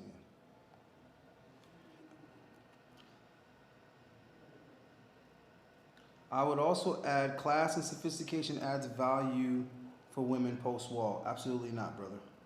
Absolutely not. Women are post-wall, they're post-wall, bro. The only thing that I said is the only thing that's gonna add value. You can't say that a woman is becoming more valuable as she gets older because of class. Like, what are you talking about? That doesn't even make any sense, bro. You know, that doesn't make any sense. Sorry about that. I don't know why sometimes that charger doesn't charge the iPhone, but you know I got like 3 of them, so I just put you on another iPhone, no problems. Yeah. So anyway, you didn't hear the end of that story, but how that story ended was I had to tell my manager, like, look, bro, I'm not gonna lie to my wife for you, but I will lie to you for my wife. He didn't like that. He was pissed off. But yo, that's your problem, nigga. What I look like lying to my wife so that you can get some pussy? You got me fucked up. Yeah, it makes absolutely no sense whatsoever, bro. And if something happened to me, she's my emergency contact. And that's disrupting your household for somebody else. So that's exactly what I was thinking. I was like, bro, I don't know what's going on in your marriage, but I'm not jeopardizing my shit to get some pussy. Nigga, you crazy. And the crazy thing is he was a father already. So I'm like, nigga, you over here cheating on your wife and you got a son, and I'm like, and he didn't pay for everything. He didn't pay for everything in his relationship. His wife brought a lot of money into the equation. So I'm like, you ain't even the sole provider, and you over here taking them type of risk. Now, when you fuck that all up, how you gonna explain it to your son? I'm just saying. Excuse me if I'm thinking that far ahead, but how you gonna explain it to your son when you screw that all up? Well, he's wrong for that because it's just like, mind your keyword wife, unless he did a prenup. Like, for me, it makes no sense for men to cheat, and I understand like whatever, like polygamy, whatever, but it's just like I was just explaining this to the person I'm with because it's just like, if you understand what's at the line, like if for me, I have my own businesses, he has his own businesses. Why would I cheat? Because at this point, if I make money, the judge, they don't care if I'm a woman or not. If I make more money, or whatever the case is, which I know, if I do, and You gonna pay that alimony? I pay him alimony. I pay him everything. So why would I put myself in a position to lose everything I worked hard for? And vice versa. It's just like, do you really want to build a situation where now it's like, oh yeah, that business you have, like that's what comes up in divorce court. It's not just your personal finances. Oh, but he has his business and he's made this, and I've been with him since he made this business, blah blah. Now your business is under investigation as far as what they can pull from there. It's not worth it. No, It's not. facts. And I'm telling you, man, bro, it ain't easy, man. It ain't easy. We gotta bring back sacrifice. This generation isn't willing to sacrifice, and they don't know what to sacrifice for. They don't know what's worth sacrificing. You understand what I mean? Yeah, you gotta make sacrifices, bro. When I was married, I gave up every damn Sunday, bro. Every Sunday to family dinner. And I wasn't too crazy about my in-laws, but it is what it is, bro. And now, it's the same thing, bro. Every holiday, every, whatever, we gotta make trips. We gotta go see family. We gotta we gotta be there. And I don't even celebrate holidays. But I gotta go spend time with the family. It's what it is. So you gotta do what you gotta do. It's just like, I'm not married, but it's just like, as you see, I am an influencer, but I still have to watch what I post. I can't just be on there acting wild, or I can't just go out, with my like single friends, because it's just like they're trying to position that I'm in now. That's why they're going out. So it's just like, why would I jeopardize that? Yo, you know what? I'm glad you made that point, man. I need some. Now I never wanted sound effects before until you just said that. Now I want sound effects so I could. But yeah, it's just math. It makes sense, and it's just like, at this point, you're investing all this time and energy in a person. I want to see revenue on my investment. Like, I don't want to just sit here and be like, oh, okay, I'm gonna invest this money, but I'm also gonna trick everything away for one night or one conversation or one post or something like that. It doesn't work that way. And it's like that was so real what you just said. It's like these chicks are going to the club because they trying to meet a nigga and get what I got. Why the fuck would I jeopardize that to go to the club with you, bitch? That shit is backwards. And the crazy thing is, if they was your real friends, they would not be tripping on you prioritizing your man. That's another thing that I think is funny. Whenever girls' friends be telling them something, negative and trying to sabotage the whole shit, that's the little caveat that I throw in there. I'm like, yo, time out. These are supposed to be your friends, right? They want what's best for you, right? They want you to be happy. You know what I'm saying? Just something to think about. If they were your friends, you do realize they would understand that you need to prioritize your man. Because guys, when it's your real friend, they understand when you have to take care of your woman. Like, I've never, with one of my boys, been like, oh, bro, you pussy whipped. Oh, are you? It's like, bro, we don't even got to repeat ourselves. I feel like it has to do with the value of your friends. I'm not going to always say that I had the most, for better words, respectable friends. It's one of those things. It's like, we grew up in high school, or we grew up together. We have history together. But as I grow, maybe they didn't grow with me or something like that. So with that being said, it's just like, if their experience with men, because they don't, have a certain value within themselves, If their experience with men is, oh, he just smashed, I'm talking to this guy, but he has a girl, or he ghosts me, or this and that, and I'm out here and I'm finding valuable men and things like that, and I'm in a happy relationship. Then you do something Not wrong. always that they're hating. It's the sad part is they just can't relate. They're not in a position where they even know what it to deal with. Because they want you to treat your man the way they treat trash men. Yeah, it's like, oh, well, men come and go. We're going to be here forever. No. Like, them niggas you fuck with come and go. I'm over here. Like, that's the goal. My nigga been here. I don't know what you talking about. Yeah, like, I don't have those problems, so. Mm-hmm. It definitely comes up. It comes up, especially when you do get that committed relationship. I definitely have to make some changes and rearrangements for that. Exactly. And it has to be a level. Let me tell these guys something else. Let me drop some more jewels on these little niggas real quick. Another part of being that dude, another part of being high status is the ability to give forgiveness. Because if you way up here, right? Let's say you worked hard and you made good decisions, you did what you had to do to get yourself way up here. This is the thing. Now when you're dealing with people, you can't overreact or over-penalize them for their shortcomings. Because you got to remember, you're up here now. So when you're dealing with your woman now, you can't expect her to always do the right thing. She can't be flawless. She can't be perfect, because if she was, right, then how is she going to fit in under you? If she was perfect, then why would she need your guidance? If she was perfect, why would she need your leadership? So she's going to make mistakes here and there, bro. So you're going to have some kind of tolerance for it.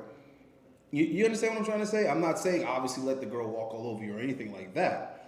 But there's a lot of learning to be done in making mistakes. So you have to kind of expect that, is what I'm trying to say. Much like as a father, you're going to have to expect that your children are going to make mistakes. That's just part of the game. The thing is, how do you make it a teachable moment and make sure that the mistakes aren't reoccurring? That's what the focus should be. It should not be that, my bitch don't never trip. Nah, she don't trip over the same thing. That's the thing. When she makes a mistake, look at it as an opportunity now to be a learning lesson and a bonding moment. Now, listen, baby, this is why this is a problem. This is why this can't happen again. This is, and if you're doing that right, she's going to say to you, you know what? Thank you for not giving up on me. Thank you for not abandoning me. Thank you for not leaving me. Because you're putting it into perspective for her that, like, this can't happen, and I don't have to accept this. I don't have to tolerate this. But because I love you, and because I'm trying to maintain that continuity, remember, this continuity is very important, guys. It's very important. Because you can't be putting time into people and then discarding those people the moment that something isn't perfect. Because now, what are you going to do? You're going to put that time into somebody else all over again? What happens when you find out that that person isn't perfect either? You're going to keep on starting all over again? You're wasting a lot of fucking time constantly starting all over again. Which is a problem that a lot of these women have, because they keep on breaking up with dudes, and then way down the line they realize, shit, the guys aren't necessarily getting any better. I could have just stayed, no shit. You wasted a lot of time, put a lot of mileage on that box, only to find out, you know what I'm saying, that it doesn't necessarily get better for you, right? So I think that the guys need to focus on first getting themselves in order, because just like I was saying about being put in a leadership position, given a position of authority in the workplace, you had to have developed yourself to a certain place before you could even take on that role to even be responsible for employees under you. You see what I'm trying to say? So again, why are we not accepting that in relationships? How are you going to be the man? How are you going to lead if you haven't first, developed those skills for yourself? And then a lot of these guys are over here fumbling in the relationship with the woman. And then it's like when they break up, it's like, that bitch, this bitch, this bitch. It's like, yeah, nigga, but you were leaving her to her own devices because you weren't giving instruction. You weren't giving leadership. You weren't telling her, baby, I need you to do this. Baby, can you do this for me? Baby, I need you to... You see what I'm saying? You weren't telling her what her task was. You weren't delegating anything to her. And then she was on autopilot. And then when she screw up, now you're blaming her. You see what I'm trying to say? So there has to be some experience first. Before you go into it. I even hear women be talking about practice husbands and shit like that. And I'm like, damn, is that even a thing? I haven't heard of that. Thankfully, I'm in the wrong circles for that. Yeah, it's like if that's a thing, then guys need to have practice wives. I sure as hell had one. Shit, I should. Well, I think our generation of practice, whatever, is the whole what old people call shacking up. Well, practice. But other than that, I don't know like the whole like practice husband thing. I've never heard of that. Well, to me, living together ain't no different than being married. But that could just be me. I feel like living together is no different than being married. It's just paperwork. Yeah. Wait, shout out to Manny Els. Yo, keep it up, bro. It's the guy from 7-Eleven downtown, the cashier. What's up, my G? I'm gonna be up in there in a minute, bro. I gotta get a Dutch. I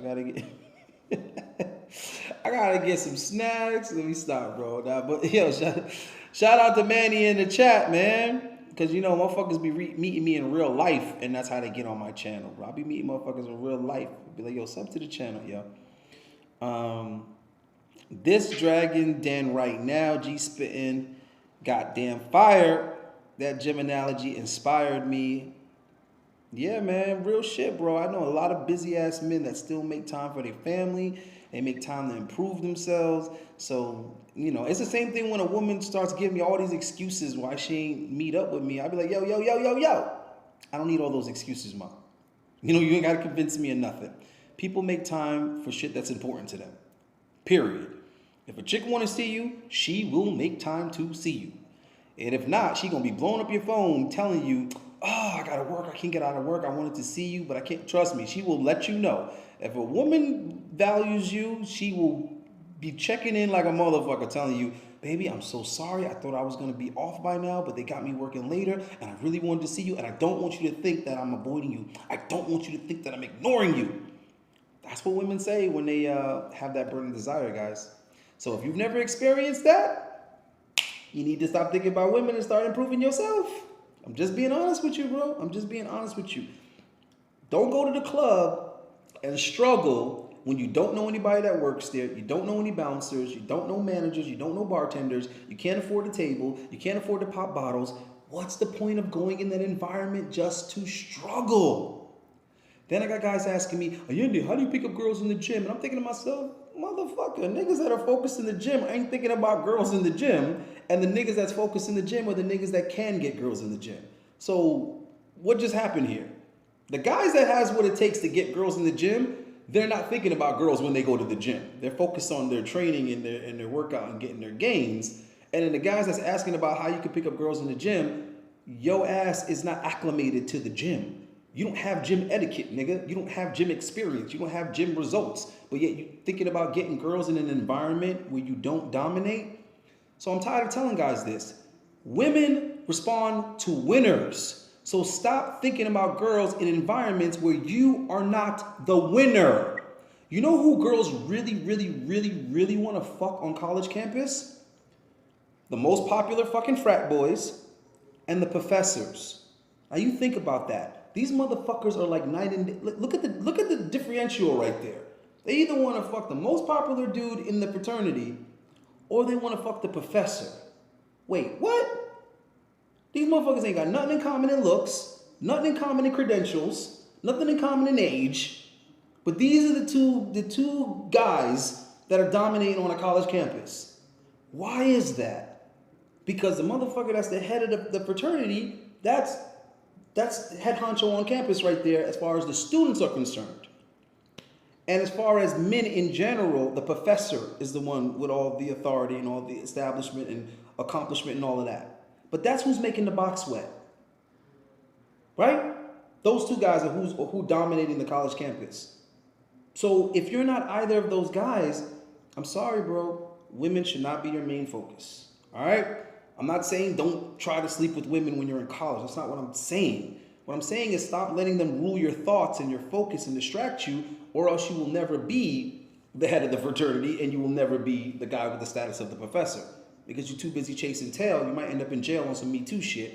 especially if you're trying to smash girls on your campus, which I tell guys don't do, but of course they're not going to listen to me because they're too busy worried about, well, this guy does it and that guy does it until he gets in trouble for it. You see how that works? Oh, this guy's doing this and he's at this party and he's doing that. So if these guys can mess with girls on campus, then Allende, you're just hating. Okay. But then when you hear one of those guys gets expelled from school, barely beats the charge because he had text messages and all this other shit to prove that he didn't do what she accused him of, but the school still expels him though. Do you see what I'm trying to say? He nailed plenty of girls up until that point. But once it happened, it happened. Now he's kicked off of the fucking football team or the basketball team, and he's kicked out of school completely, and his whole shit is all fucked up now because he was fucking with girls on the same campus where he goes to school. So you guys keep on being knuckleheads, keep being hard-headed, and not taking a nigga twice your age's advice. It's not worth the risk. You simply can take your punk ass to another campus. You can meet girls online or whatever you need to do off campus. Screw girls that don't go to your school is what I'm trying to tell you. It's not worth risking your education. If you're trying to smash girls at your job, it's not worth your career. You're trying to smash girls in your building, it's not worth your lease. Stop taking these risks for women is what I'm trying to say, and stop prioritizing women in environments where you don't have the advantage. All right?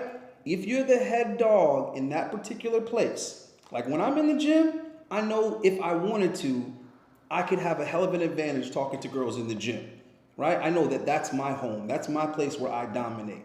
But if I go to a corporate building now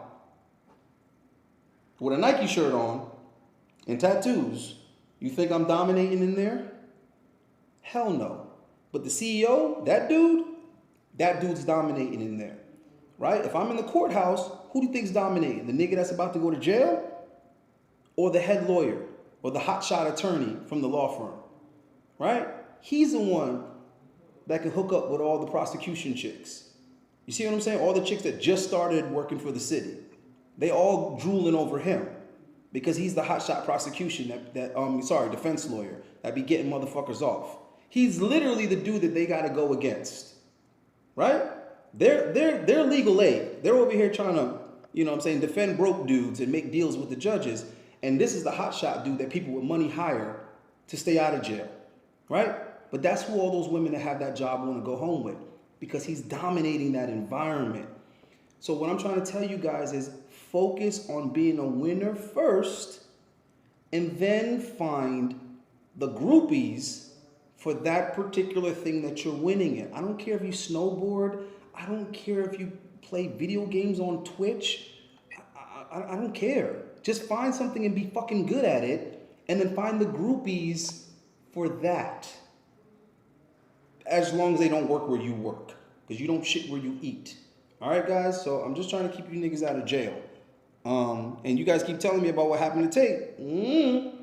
If that did happen, what does that tell you? Even money don't protect you from a Me Too type situation. The football or basketball stars as well. Yeah, that's what I meant. I mean, the dudes that are dominating. Yeah, you got to get high in the hierarchy, guys. You got to get yourself up there. You could tell a girl you do Uber, she ain't going to take you serious. But if you be like, yo, I do Uber limo, yeah, you might have a shot. I'm always going for low-hanging fruit. Yeah, man, you niggas always want to, I don't know, bro. You guys always want it to be easy. You want some type of cheat code. It just don't work like that. You know what I'm saying? It don't work like that. All right, go ahead and plug your channel one more time before we get out of here. Okay, so I am Purple Pill Perspectives. You're going to see a lot more videos like this. What I do is, until then, I'm posting clips like this, like you see in any other YouTube, just to start the discussion.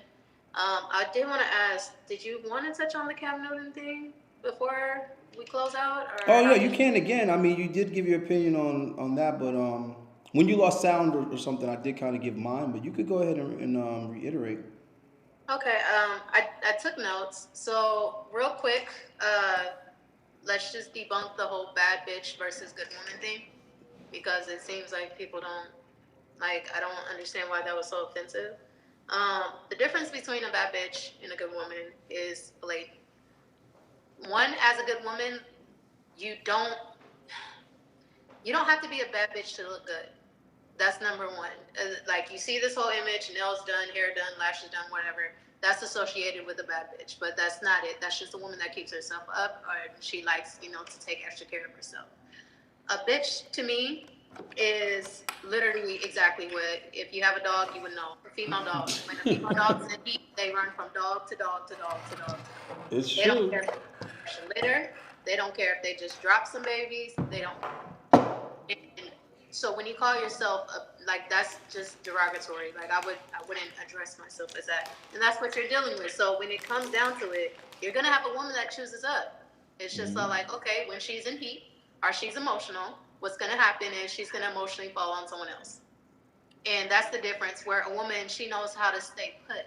Regardless, if I have a fallout with my man, you're not going to see me just run to the streets and be like, oh, well, you know what, I'm going to accept this date or that date. No, I have a problem with my man. We're going to figure it out, and God forbid we don't. Then we break up, I heal, then move on to the next relationship. That's another thing. The whole demeanor where it's this form of entitlement, where it's just all like, well, I'm bad, so you have to do this, you have to do that. That just whole energy of what a bad bitch looks like, what a lot of these celebrities project, a lot of these Instagrammers, influencers project, that's not a good woman. A good woman, instead of being entitled, she's grateful for what you do for her. That's the difference. Real quick, bad bitch is materialistic. I used to always joke around with my friends and with my man now. I said, man, if I ever had the opportunity where a man just wants to trick on me, like, maybe this is me. I'm more stability-based than I am materialistic. Invest in me. Buy me some stocks. That's what I'll say. You want to buy me a Birkin? That's fine. If you're just dead set on that, I will return that Birkin and get a stock. Like, hell yeah. Like, you get what I mean? So it's just I'm not going to sit here and say I don't like Chanel, Fendi, and just like everything else that women like. I like that too, but can we make sure our bills are paid? Can we make sure everything is taken care of? Can we make sure our credit is good? Like, what if I want, a second house in Miami or Japan or somewhere, which I actually do. So it's like, I'm more focused on that. Good woman, people think that, because it's the word good is that you're nice, you're naive, that you're stepped over. A good woman has value, she has boundaries. So when it comes down to it, just because I'm a bad B or you got money, I'm going to say it very bluntly. There's an influencer. I'm not going to start no mess, so I'll just say it like this. She's a really big influencer. She has a rapper for a boyfriend, but he's been known to, pull a gun on her and say, you're not going nowhere, this and that. Because you want that bad bitch lifestyle. You want to be with the hottest rapper. You want to take the bag. You want to do this. You're going to accept that form of disrespect. Me, on the other hand, that's crazy. I don't have to. I know how to dress well, but I know how to dress tastefully. People see my Instagram. Yes, I am a model. I am very young. I'm very much still in my prime. So I'm going to dress cute. I'm going to dress appealing because I know that's what my men like. Men are visual. So it's like, I don't feel like I have to dress like a nun to be a good woman, but at the same time, I'm going to dress tastefully. I know how to dress for dinner. I know how to dress for, an outing. I know how to dress for church. I know how to dress around his mother. It's different things where I don't have to have this bad bitch energy. Lastly, a good woman, she's loving, she's nurturing, she's supportive. Bad bitches, they have this thing where I want to twerk, I want to clap online, I want to do this, I want to cuss people out, I want to start drama with other girls and have this beef and stuff like that. But a good woman, she wants peace, and you have to think that's the level of household that you're going to have, depending on what you want. A chaotic household where she's always arguing with women. And that's how she's going to be with your family members. That's how she's going to be with your sister, your cousin. So it's just like, with that, it's the biggest thing for me is, if I have issues with my man, I'm not going to choose up. If I feel like he's not a good fit for me, or I feel like, this is not working out, I know how to cut my losses respectfully in a healthy way and just move on. I'm not just going to, get butthurt, if you will, and then jump and land on another guy's lap because maybe he didn't tell me good morning or make me feel beautiful this morning before he left the house. Like, I don't. Yeah, that's just making excuses, bro. When girls be saying that, it's like, that's something you wanted to do anyway. You're just trying to make an excuse to flip it on the man. That's So something yeah, you guys gotta look for too. When girls be trying to flip it and make it your fault just to justify something that they wanted to do. A good woman wouldn't want to do that thing anyway. She wouldn't want to do that thing.